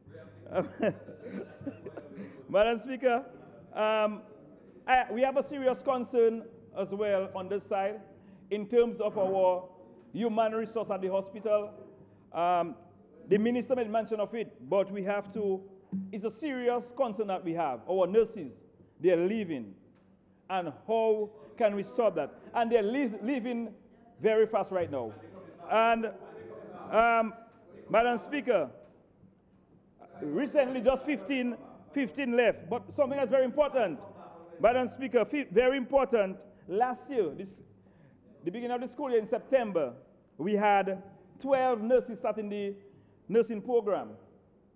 And now we have only 8. We have a lot leaving, but we don't have a lot in the system. But what I would just a little recommendation, Madam Speaker. I think we should take into consideration how we can get some of our young people into the nursing program and to keep them. Looking at maybe a 3 years of free training for nurses into the program, and see how we can have a bond with them, maybe 5-year bond, and keep them in the system, and see how we can make the conditions, working conditions, much better. I think we have to work with them, our nurses, and ensure that we keep them. That is a serious part of a human resource, and I would like us to address that. Madam Speaker, yes, my suggestion is, and let me repeat, Mr. Yeah, you got that. Okay, the minister got that. Madam Speaker, on the public works, Madam Speaker. Yeah. Yes. Yes. So just another area, Minister. Appointment of some of our nurses as well, and that the appointment is taking too long, so we need to address that as well. Expedite that process. On the public works, Madam Speaker, for $47.4 million spent, $13.6 million on the infrastructural works at the ports of entry. Madam Speaker, that is important in terms of ensuring that we can get in materials, goods, and services in and out of Dominica at a very quick pace. But we should give priority to one of our ports of entry, the international airport, Madam Speaker. We have spoken on several occasions, Madam Speaker, about that. And I just want to bring it, the reason why I bring this up, Madam Speaker, today, as we speak, we had a high official delegation from the Ross universities on island. And the concerns, Madam Speaker, is the space of our works, our infrastructure, infrastructural development, and in Dominica, right, the pace, Madam Speaker. And that is a serious concern. I'm hearing that there are more officials coming in, and they raised that concern today. And more officials, I think, from the U.S. State Department coming in and looking at the pace. Ross want to come back, but we have to do what is necessary to bring them. Yes. Madam Speaker, and that is why you have a high delegation here, and it has to do with our infrastructure. Ports of entry, our roads, Madam Speaker, we need that, Madam Speaker. We have our priorities, we have to set our priorities right, Madam Speaker. 13 million on Bailey Bridges, post-Maria, that is a serious concern. We are moving into the hurricane season. Have we properly addressed the road network in Dominica, the entire road network. I live on the west coast, but if you drive right down to the east, Daly's, Botica, down to the south as well. I know work is going on right now, but there's some areas we need to address, our bridges. When last we did an inspection of all our bridges? That is important going forward. We want to know if any of them will not compromise and really in some critical areas. You're talking about Portsmouth, not Portsmouth, Point Round. And I made mention of Battley. If you look at the Battley Bailey Bridge, it's deep in on the northern end. We need to address that. The bypass in Makushri, Madam Speaker. We have to look at the one in Layu. That is the only one we have now. There's one before it, you never know, it can be blockage and everything and compromise the other one. We need to look at all these things going forward, Madam Speaker. And it's important that we discuss these issues and not just pay lip service, but do work on in these areas, Madam Speaker. Madam Speaker, as I said, we are moving to the hurricane season. It's at hand, rainy season, and our public buildings, Madam Speaker, in some areas across the country. And I can speak of Salisbury, the Salisbury Primary School, the Salisbury Health Center, the Cooley Street Health Center. The young people in Cooley Street, they cleaned up the health center. We still have the health center is being housed at the part of the church building in Cooley Street. But the young people clean that building. The elderly have to climb the steps in Cooley Street to access the health center. We need to address that, Madam Speaker. The health center in Salisbury, it got some damage, something small, not too serious, and nothing was done. The Salisbury Primary School. I just want us to address these things. This should be priority. Public buildings, Madam Speaker, should be priority to ensure that our children are going to school in a conducive environment, Madam Speaker. And there are some areas, some communities, Madam Speaker, that do not have a hurricane shelter. They do not have a hurricane shelter going into that hurricane season. And we need to address these things.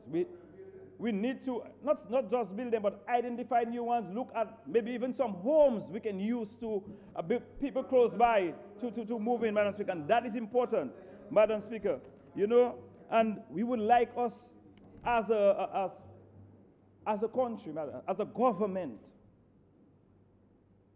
we on that side have a role to play as well, as a government, to ensure that we protect lives and properties.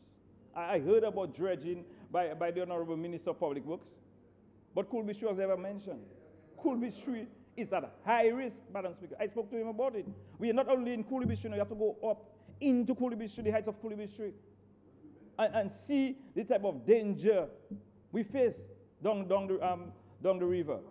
And that is what we need to address, Madam Speaker. How can we minimize the risk?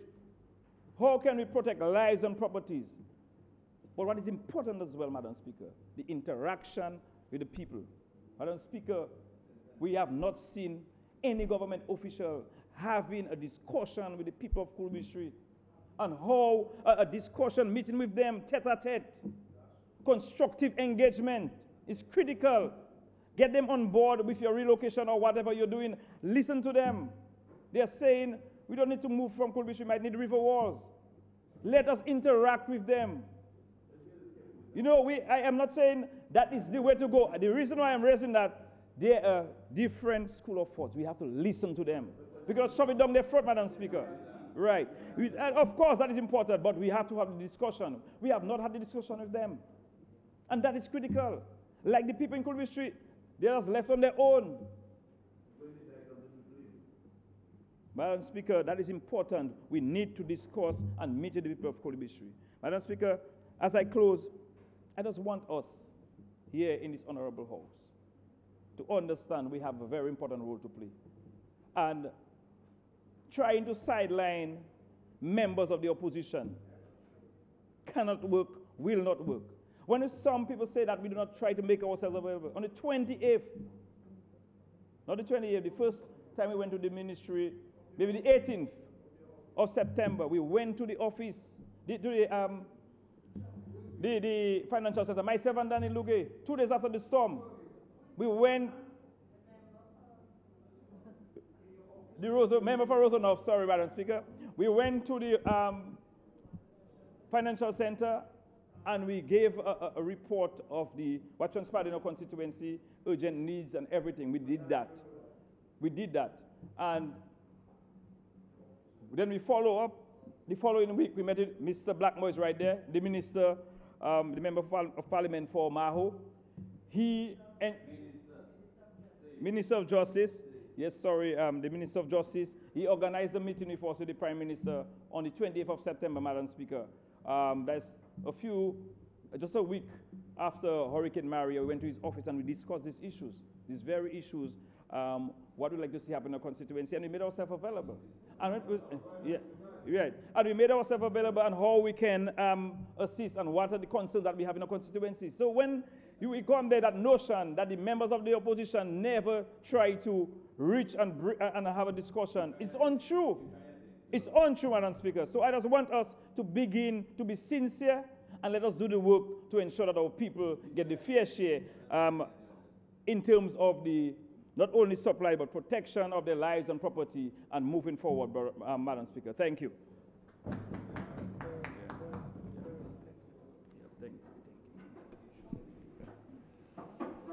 Madam Speaker, I rise to give my support to the supplementary appropriation, which is now before the House for debate.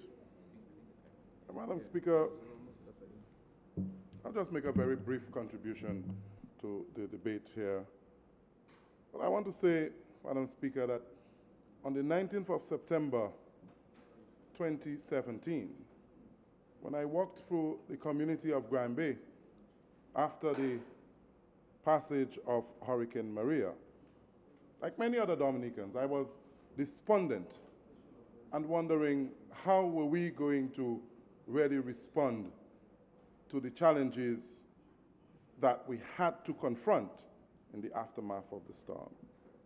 And Madam Speaker, thank God I was able to quickly reassure myself that the Dominica Labour Party, led by Prime Minister Roosevelt Skerrit, was in power, and we had every confidence that we were going to meet the challenges that were set before us, Madam Speaker.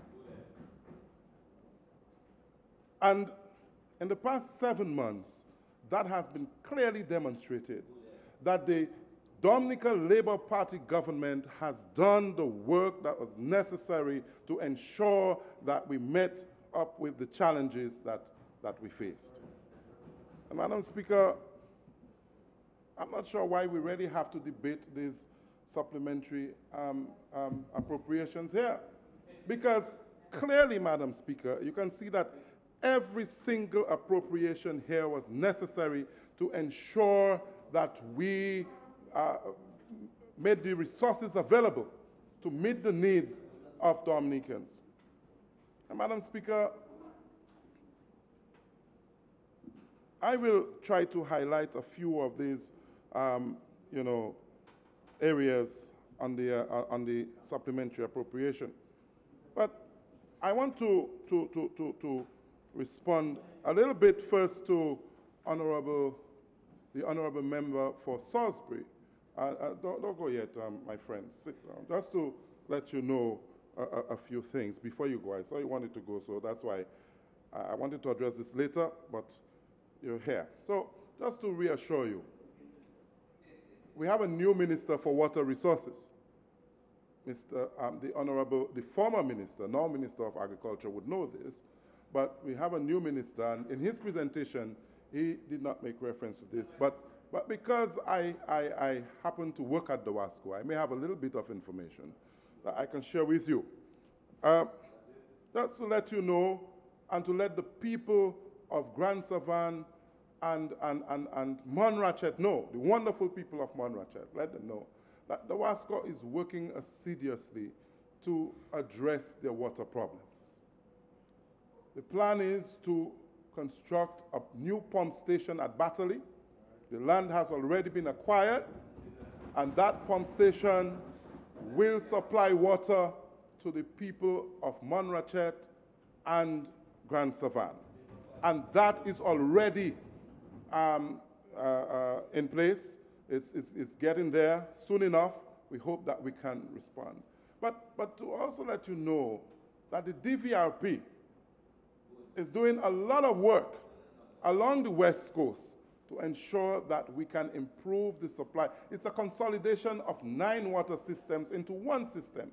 And that West Coast Water Supply Project that you would be very familiar with, I'm sure you're familiar with it, is one that will do a lot to ensure that we can really and truly have a sustained supply of water to the people along the West Coast. And it's not easy, because Hurricane Maria, as you rightfully suggested, dealt us a heavy blow. Dealt our water systems a heavy blow. As a matter of fact, many of our water systems still remain very vulnerable around the country. But we have to commend the efforts of the management and the staff of DOWASCO for the tremendous work that they did after Maria to restore water to the Dominican community. And so, you know, we have to place that on record, and I was hoping that you would have said so. And I also want to commend the people of Salisbury who worked themselves to help to restore water just maybe 1 or 2 weeks after the storm. They assisted 1 week after the storm, and they assisted, and we have to commend them too. So when people came out and assisted, not just in Salisbury, in Vegas and in other communities, in Grand Bay, I could not be in contact with the team in Roseau because the road network was cut. I had to help to lead a team to restore water from an old intake because the Pishler intake that supplied Grand Bay was washed away. You know, so a lot of work was done, and I just want to reassure you and the people of Monrachet and Grand Savan that work is being done to ensure, but yes, and the other parts of your constituency, that work is being done to help to restore water to the community. And I also was hoping, Honorable Member for Salisbury, you spoke at length about the support to our farmers. You know, and maybe there may be concerns. I'm certain that there are, farmers who support the Labour Party who did not receive assistance. There are many of them. I encountered them many times who said, look, I support the Labour Party and I still did not receive assistance. You know, so, but I was hoping that you would be thankful that over $1 million was paid to farmers in the Salisbury constituency. And I was really hoping that you would have said so. Yeah, it is, well, when you say it is their money, where did the money come from? It was not taxpayers' money. It was not taxpayers' money. It was money that was made. It was money that was made available by the World Bank, I believe, to give to them. So it was not their money. It was money, but we are confident. We are confident that more money will be made available in support of the agricultural sector. And I have every confidence that the new Minister of Agriculture, Honorable Reggie Ostry, will manage that project efficiently, and that the farmers of Dominica will be well served by the funds that will be made available in the future. The bank the money is in the bank. Madam Speaker, to go back to the supplementary appropriations that we have here, Madam Speaker, I want to focus a little bit on the monies that were made available to provide support to the Dominican community after Hurricane Maria. And Madam Speaker, a tremendous job done by the government. This was not easy. By no means was it easy to manage supplies, relief supplies to Dominicans all across the country. At a time when the road network was cut, communication was cut, you know, everybody had to get involved. And I know as the chairman of the Grand Bay Village Council that we had to be involved, and we had to play our part. And we had to work in conjunction with the parliamentary representative and with other community groups to ensure that we met the needs of people. We could not meet all the needs, no, but the basic needs were met, and people were not always satisfied. You cannot always satisfy people, but they cannot say that they did not have access to relief supplies. And I'm very happy that the government, made resources available to ensure that people were taken care of. We did not wait until food supplies came from overseas.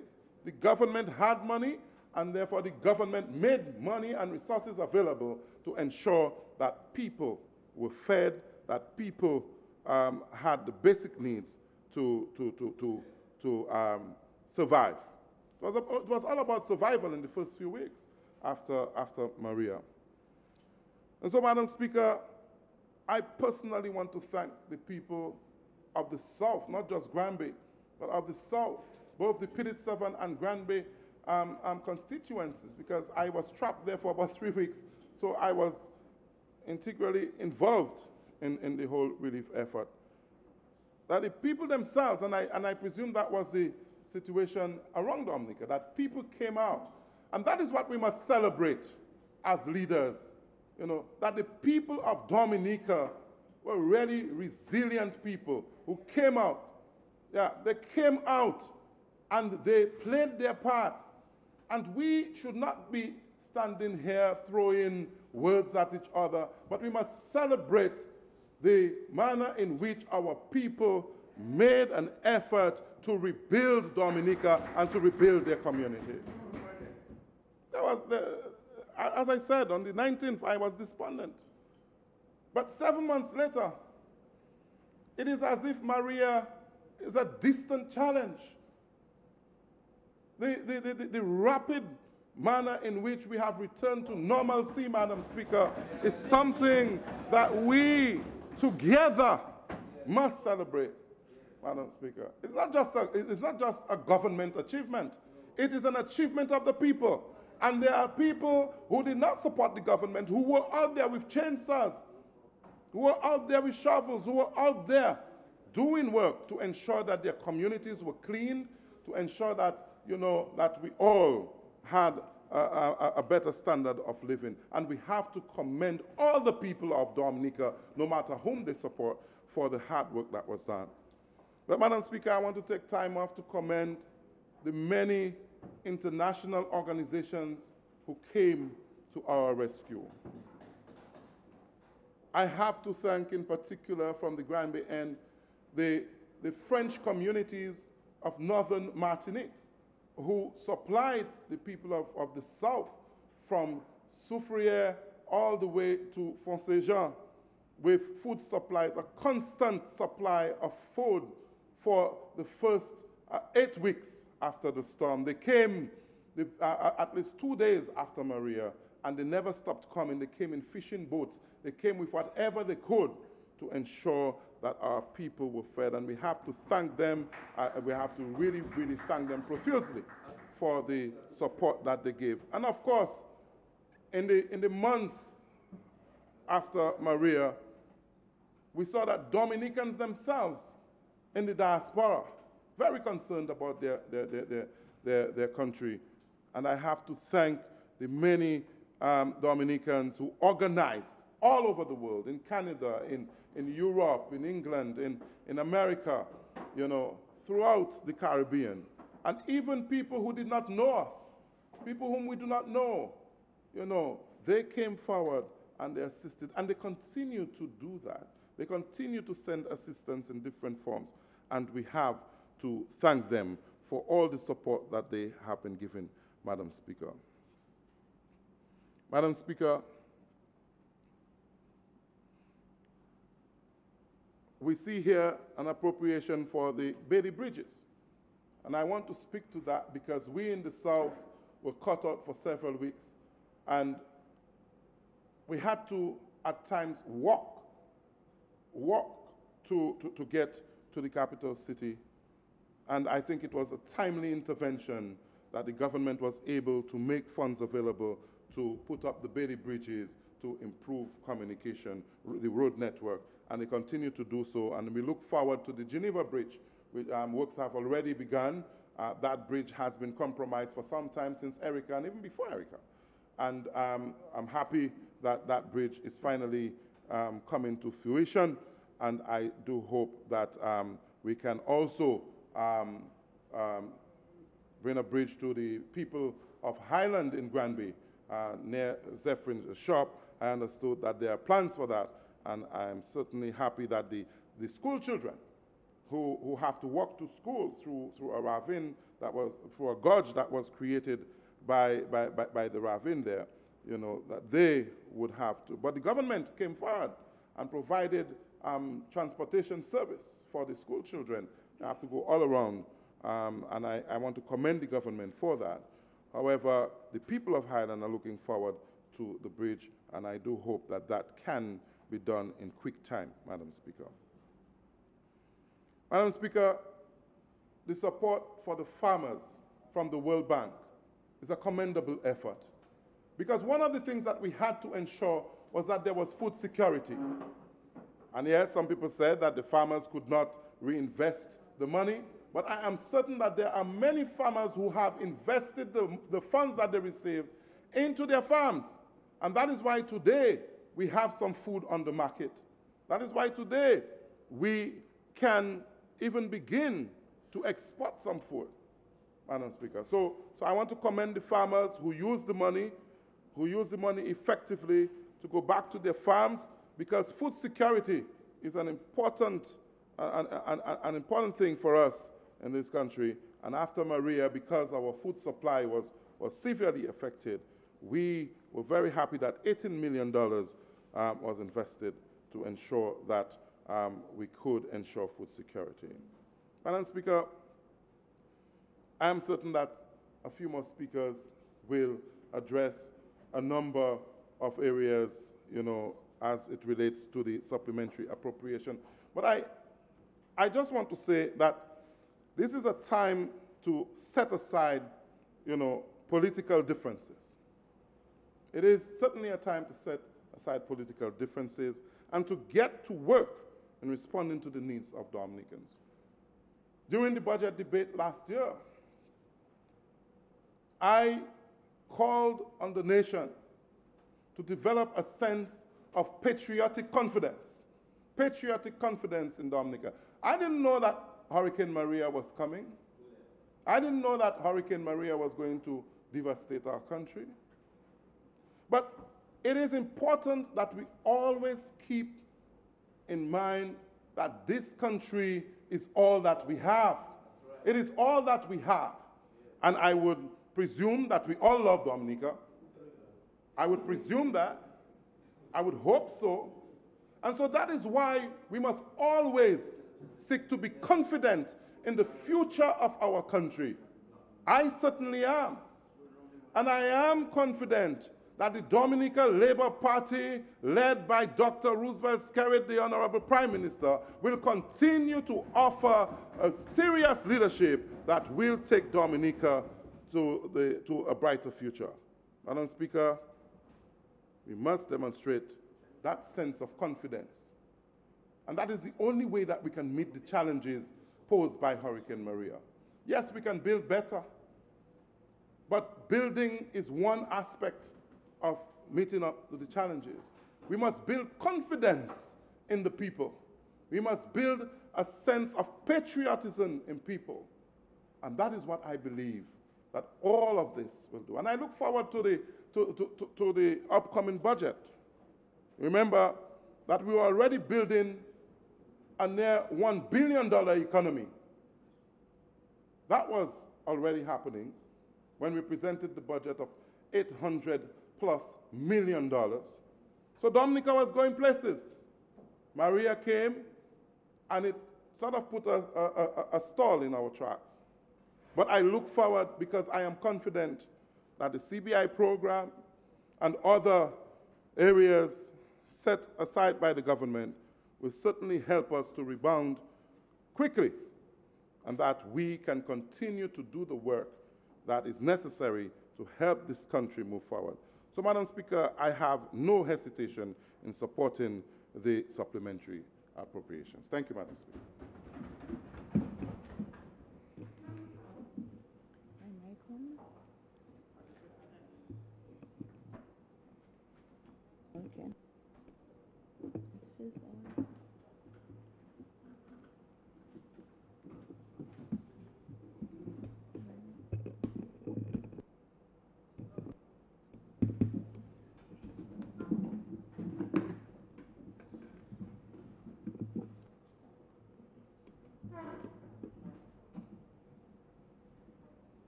Madam Speaker, I rise to give my support to the bill before this Honorable House, the Supplementary Appropriation Bill covering the period July 1st, 2017 to December 2017.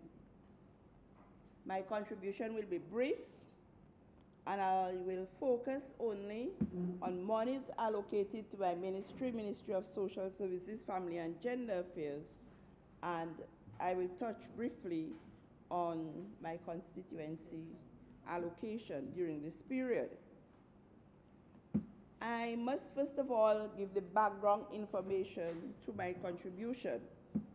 Madam Speaker, in August of 2015, the communities of Pitit-Savan, Coolibistry, Campbell, Paradise Valley, and my constituency, Collyho, were amongst the hardest hit by Tropical Storm Erica.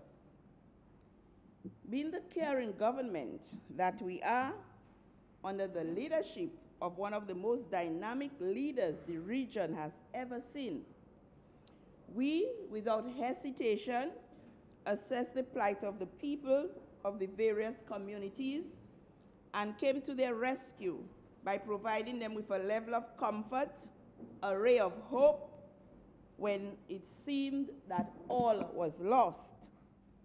Madam Speaker, we could have simply said this was an act of God and left the people to fend for themselves.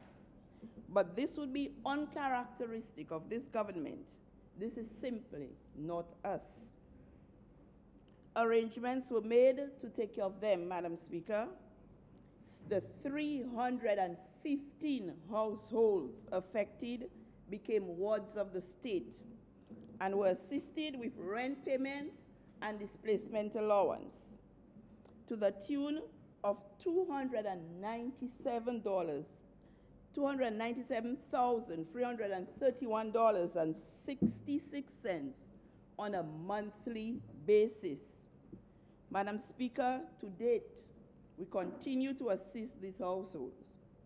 Many of them have found jobs, and I must at this stage congratulate or thank or commend the parliamentary representatives of these communities for putting themselves off to find employment for their people in this their difficult moment. Madam Speaker, in December of 2016, we were faced with yet another sad state of affairs in the community of Silver Lake, where about 20 people that night lost their homes as it was gutted by fire. Families were made homeless as their place of abode was all gone. Madam Speaker, we were on the scene, this government, we were on the scene, some of us at the same time, maybe in half night gone and half closed. And Madam Speaker, I must at this stage thank the past local government commissioner who came all the way from Bagatelle, Mr. John Fountain and his staff, the people from the Bath Estate community, and many persons who came to the rescue of these families. And there I am speaking of the first responders, Madam Speaker. We were able to take them, place them in a safe abode. I was able to go home, make some tea, get some pots and pans, and to ensure that comfort them in this their vulnerable situation at the time, because they had lost almost everything. Madam Speaker, it is for these two ongoing situations that an advance from the contingency fund in the sum of $1,917,742.82 was given to the Ministry of Social Services and Gender Affairs to facilitate this amount in the Supplementary Appropriation Fund to facilitate the assistance of continued payment to the victims of the Silver Lake fire, which cost us about $9,900 monthly. Displacement allowance also to the victims of Silver Lake and Pitit-Savan and all the other areas in the amount of $829,500 $500 and rental assistance in the sum of $1,050,000 in favor of these people affected by Tropical Storm Erica. Madam Speaker, this amount, we had to set up a help desk. We had to get a coordinator because it was a lot going on for the Ministry of Social Services. So this amount included payment to the coordinator and also an assistant, payment for travel allowance. Madam Speaker, we set up a structured system, a functional process, all in an effort to lessen the burden of these displaced victims. Madam Speaker, this government understands what vulnerability is about. And under no circumstances would we seek to extract from our people funds that they did not have. We couldn't ask them to pay for anything. We are in the business of helping and caring for people. And that is why, Madam Speaker, we will remain relentless in our efforts to provide accommodation for these people until such time that we can place them in their own homes and provide them with all what they need. So we are still holding their hands. We have so far gone and look at the situation with the displacement allowance, because most of them who had lost their livelihoods, they have found jobs, and 2 years going now, Madam Speaker, we can lift the displacement, take that displacement allowance from them, but we continue to provide for their rental assistance. We looked at those who are very, very vulnerable, and we are still giving them the displacement allowance which they need. Madam Speaker, anybody who wants to find out about the expenditure of these funds, this allocation, it's there for verification. The accounts are there for verification purposes, for transparency and accountability.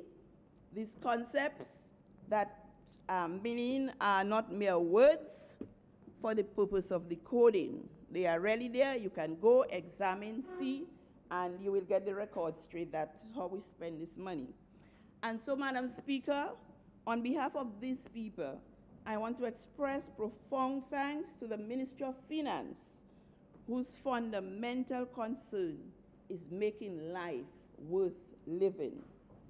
And we look at as we look at the entire schedule of this appropriation, which covers the period June to December, we can see that it is focused on helping people, the very nature of this government, helping people in the areas of health, public works, roads infrastructure, housing, and employment.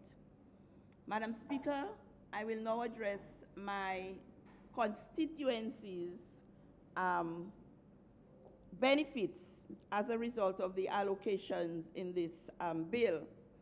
I need to express my profound thanks on behalf of my constituents of the Collioure constituency, comprising Collioure, Dublin, and Bioche, for the support afforded during the most trying moments after Hurricane Maria. This constituency was hit by Erica, hit again by Maria. Maybe we are doing something wrong. Maybe we have to go back to our God. Maybe we have to put down our knees and ask for forgiveness of something. And Madam Speaker, as you may be aware, the Collioure itself, that community was severely affected. Through the procurement of hurricane relief and general supplies, the communities received their fair share, Madam Speaker, as allocated under head D29 of the Ministry of Trade, Energy, and Employment in the amount of $3,173,036.30. And Madam Speaker, during this period, we set up structures. It was well organized. We had different committees working, and the job of the PAREP was to ensure that the supplies reach the people. That was the job of the PAREP, but the distribution was left to the organized groups in the our focus was ensuring that the most vulnerable of these communities were taken care of, Madam Speaker. We catered for everyone, regardless of color, race, creed. There was no discrimination in our distribution of the supplies because the money came from the CBI funds, because we had to purchase food. Food wasn't forthcoming, and the first set of relief that we got was from these funds, and thank God again for CBI. We did not want anyone from the community crying out that they were unfed. To those who could not make it to the distribution points, we delivered the food to the homes of the vulnerable. And we made it our business to ensure that those who were shorting, those who couldn't come out, that they had something. As we sought to clear our communities, much was expended under the Cash for Work program. Again, through the allocation of $346,625 under the NEP program. Again, thank you to the minister who is responsible for employment under the NEP program, who ensured that our area was well catered for. And in spite of the fact that our people were broken, physically broken, but they had this resilience, they had this energy still to ensure that this community was cleared and it was clean. It was clean in quick time. Our people were resolved. Our people came together to clean their communities. They helped the vulnerable. And today, Madam Speaker, the effects of Maria has been minimized. There is indeed a rainbow cascading our communities. We are a resilient country, a resilient people, and together we will build back better. We are cognizant of the vision of our leader for this country, creating the first climate resilient country in the world. And as we chart our way forward, we are asking for the understanding of everyone, for the patience of everyone. We will get everyone needing help. This is our resolve. The help may not be with you now, but it's not that we have forgotten you. We are looking at the most vulnerable place. The hurricane season is fast upon us. And Madam Speaker, when Maria came, it did not choose whether you were red, whether you were blue to uncover your house. Everybody went through that period of destruction. And so in this vein, Madam Speaker, we are doing the same thing, not looking at race, color, or creed, to ensure that our people are prepared, those that we can cover their houses, that they are covered. We may not be able to build new houses for people. This will take a long time, because we may take time building one house, but we may be able to cover 10 houses where people from one house can go and shelter in these 10 houses in case there is a disaster, God forbid. Madam Speaker, we are going through trying times. God is renewing our country. Let us, as a people, place our faith and belief in His word, that He will never leave us nor forsake us. He's giving us a fresh anointing, and that is true. And no weapon formed against this blessed country will prosper. Madam Speaker, thank you.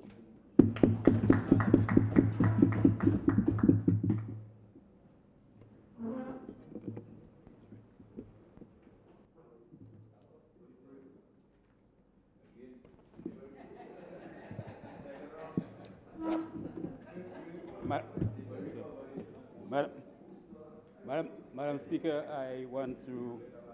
I stand to make some brief observations and comments on the supplementary appropriation 2017, July 2017, December 2017 before the House. Madam Speaker, in general, I do not believe that there is any major objections to the supplementary appropriation, considering that it is, as a result, most of the spending would be associated with the destruction of Hurricane Maria. However, Madam Speaker, there's a couple important issues that needs to be clarified and resolved with respect to my submission. In the area of tourism, Madam Speaker, we noticed the spend here is 1.57 million, 1.579 million. In the previous supplementary appropriation, the acting Prime Minister, the Deputy Prime Minister and Minister of the new Minister of Agriculture seems to have enjoyed getting personal attacks on myself and my company, Sunrise Farm Cottages, and in the area of tourism. And I think it's only fair that I should be allowed the opportunity to respond. Madam Speaker, let me say that the finances provided to Sunrise Farm Cottages with respect to tourism development. Madam Speaker. Madam Speaker. We're not in other words, applications were made. On a point of order, Madam Speaker. Well, unfortunately, I don't know that part. Thank you. So, Madam Speaker, He's responding to urban renewal, and that's tourism. It's the totally funds different. approved for Sunrise Farm Cottages by the Aid Bank, by the Aid Bank, were properly approved by the Aid Bank, and therefore, if the minister, who is Deputy Prime Minister, comes Madam in Speaker, here, the member is responding to a subject matter that came up on a different bill, Madam Speaker. But I'm not sure whether the rules allow him. I'm not sure whether the rules allow him to refer to a discussion on a previous bill. That's a new bill. No, Madam Speaker.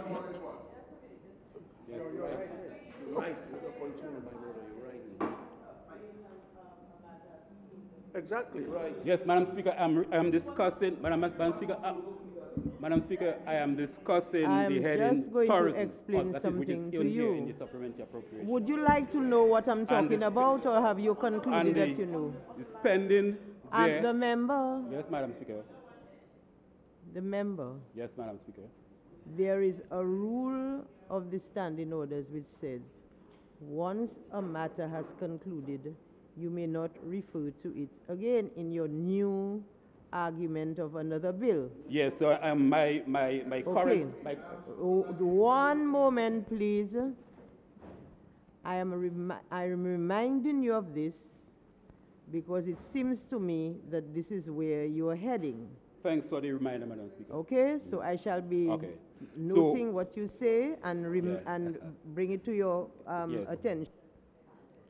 So, Madam Speaker, with respect to tourism, the subject matter of spending in that area, where money is allocated to the Aid Bank for tourism development right now since Hurricane Maria, $15-point-something million, where it is access to that money has been a problem because of the terms and conditions, Madam Speaker. I would like to state here, Madam Speaker, the Sunrise Farm Cottages is not accessing these funds. Madam Speaker, I understand on a point of order, Madam Speaker. Madam Speaker, issues relating to the debate must pertain to the bill at hand, Madam Speaker. Which subject, Madam Speaker, on the bill at hand that speaks to Aid Bank or Sunrise Cottages? But it's tourism. Madam Speaker, it is tourism. Where are you on the bill, Madam Speaker? I would like to follow you. Identify.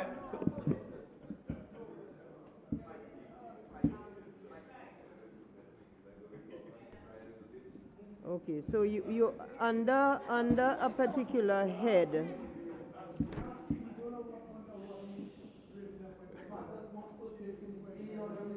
Ministry of Tourism, this is the one you're under. Okay. Yeah, but hear what it says, to facilitate enhancement of projects in the city of Roseau and other urban areas.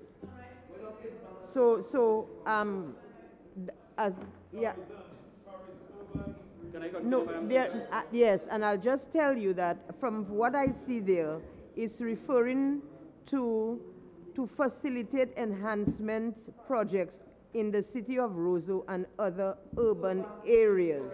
Now, can you stick to that? Yes, so Madam Speaker, in the context of my presentation on tourism and other related issues, yes, I'm saying that this whole appropriation focuses mainly on spending after Hurricane Maria, post-Hurricane Maria. So wait a minute, most of the areas are spending public works, cabinet of the Office of the Prime Minister. So you're not under Ministry of Tourism again? Yes, I've moved. Okay, so under what head are you? So the question about... Under what head are you now, please? I am now dealing with the damages of Hurricane Maria, the impact of Hurricane Maria on housing, on buildings in general, Madam Speaker. This is where I am, which deals with the area of communication, public works and all, Madam Speaker, which is the damages of Hurricane Maria, in the impact of Hurricane Maria on the infrastructure and buildings of the country, Madam Speaker. This is what I'm discussing now. Well, the paper I got Madam doesn't have this why one, is it though. that you are so concerned now as to what the headings, etc., yet you find that the last presentation, the minister went to town all over the place, said nothing. Well, this is what I'm getting to. So give me a break. I'm not smiling. No, these are very serious. You don't say things in this house and then expect to smile. Do you recall that you drew to my attention that members were digressing? Sorry? No, I didn't. You didn't do that? I never did. Oh my goodness. Never did. Oh well, maybe. So I do not see why the minister, the Deputy Prime Minister, is now afraid of me responding to issues right here. Why it is that, Madam I'll Speaker. tell you something though, and sometimes members don't adhere to the rules. They go on a tangent, and when they go on their tangent and the other people come across and then reply, that's when they first start to fly. Precisely, Madam Now, Speaker. if you're willing to create an avenue for members to expound, yes, that is for you to decide. Yes, okay? Madam Speaker. I have no problem with that. I'm telling you there that I haven't seen anywhere where the argument which you started can fall into. Madam Speaker, the debate on this, what we are now debating, is the supplementary estimates of appropriation for July 2017 to December 2017, a period which covers the damages of Hurricane Maria. Yes. Everywhere. The speakers before me, Madam Speaker, covered and discussed all issues about Maria, what assistance were received, how various persons and attended to issues in their community, etc. Yeah, because some of it went on. Yes, and every time she spoke, I looked to see what category she was under. When she said about the thing I saw where the items were purchased, and she said about the people getting it. Then she said about the bridges and the different things of the people amounts that had to be paid for rental and so. So Madam for Speaker, hurricane relief. As we continue, if you may allow yes, me to continue. So if yes. you are suggesting then that you fall under grants and contribution to international institutions. I don't fall under anywhere, Madam Speaker. So you agree that you're not falling under anything? I'm speaking to I personally don't fall under anywhere. So that's okay. That's okay. You fall then. I'm speaking to the issues. Then when they will reply to you. Yes. Okay. Yes. You see, Madam Speaker, this situation where we seem to want to show fear. The minister in concern, Madam Speaker, is now the comedian of the House because he lacks the capacity to respond effectively and soundly and analytically to issues there. So he thinks that by attacking members here personally, especially on this side, then the issues will not be addressed. I heard attacking personally coming from all sides. This is not the case. When a member calls somebody, they see demons in them, how impersonal is that? Yes, but I'm just trying to tell you. So, Madam Speaker, you see Madam Speaker, you see how it goes? It is said and that I'm not even debating. It is said that so empty symbols make the most noise, you on notice. And this is what we keep getting from this minister concerned, Madam Speaker. Empty barrels. And my grandmother would have said that calabash, empty, big but empty. And this is the problem we face in this house. And I will not go down, given my understanding of issues, to bring this house, Madam Speaker, especially now in this age of international, where you have everything on media, etc., international media, to discuss and say things, Madam Speaker, that will bring into question as to how the international community look towards us in this house, Madam Speaker. In other words, Madam Speaker, I consistently try to avoid being personal and therefore discuss issues. But if certain members of this house lack the capacity to address issues as they are presented, and then they want to be personal, then they should not be. On the agriculture, Madam Speaker, we noticed that the new Minister of Agriculture, that is, we are looking at the $18 million spend, and we are hearing that the new Minister of Agriculture is making statements to the fact that the Agricultural Ministry was previously in a mess. Why is it in a mess? Is it that the former minister could not perform? He is the handler of that particular minister. He is a member of cabinet for years. For years he has been a member of cabinet. Is it that the issues affecting the various ministries are not discussed in cabinet? Now that you have assumed the position of Minister of Agriculture, then you can criticize, make the other previous minister look bad? No, it should not be. That is not should be at all. I'm not coming back. I'm not here to be personal. I'm not coming back. I'm suggesting that when issues are being discussed and presented, let us discuss it in a way that the people and the listeners can understand. And we must stop being comedians. I hope you realize that you were just personal, eh? Okay. Madam Speaker, in the area of works, public works, Madam Speaker, particularly expenditure towards ports, Madam Speaker, was necessary to undertake the works, but I would like to advise and urge the government that since Hurricane Maria, we have had a lot of quality fill material available to us in the river dredging, etc. Kingsville Airport was not that materially affected by Hurricane Maria, but yet we see that millions of tons of high quality material are being dumped in that area. Yet, between Massac, Mahu, back to Point Michel, we have communities there that are threatened by sea level rise, etc. Why could not some of this quality material be used to reinstate and to provide protection to these communities? So yes, you must do what you're doing maybe in those areas, but I would like to strongly suggest that the government looks at the belt from Mahu back to Loubier and use that high quality fill material to, for example, reestablishment of the bypass in Marsac. For example, we had the highway between Roseau and Portsmouth being constructed by the Chinese, and we had a problem in determining what road, how we're going to bypass Marsac. The solution has not been solved. Can we look into the possibility, if the only solution is to do coastal, put the road on the coast, and at the same time provide protection for that community? Why haven't we done that? So these matters. Also, Newtown.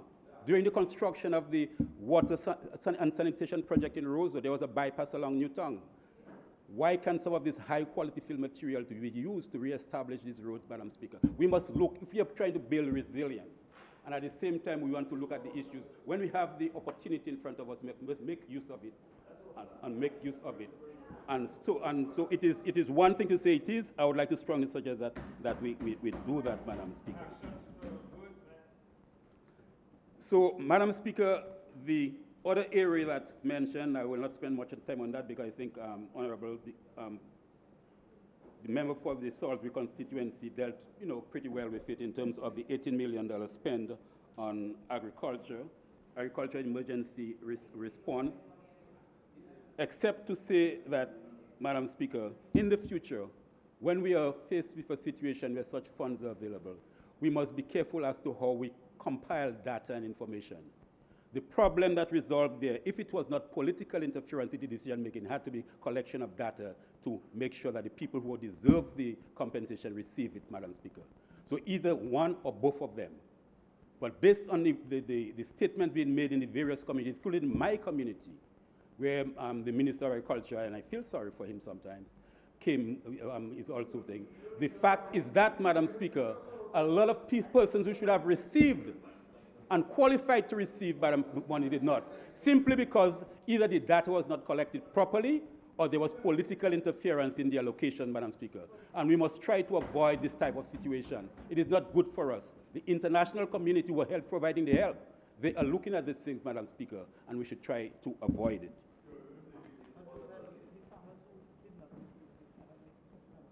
The other point, Madam Speaker, is on the infrastructure. You find there is the allocation of some $13 million to a private company, for road rehabilitation and reconstruction since Mario, which brings into focus public works or public works corporation.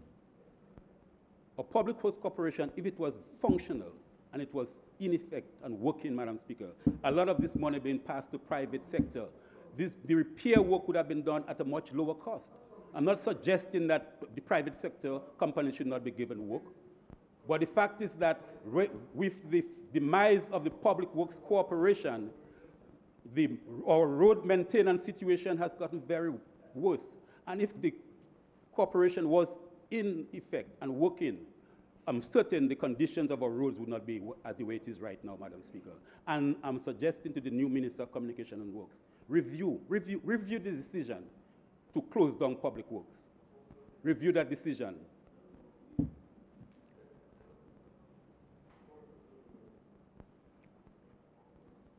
Generally, Madam Speaker, with respect to climate resilience development, there are examples and good examples of climate resilience development in this country, and Sunrise Farm Cottages is one of them. Madam Speaker, after Hurricane Maria, connections to utilities at Sunrise Farm Cottages could have been instant because everything is on the ground.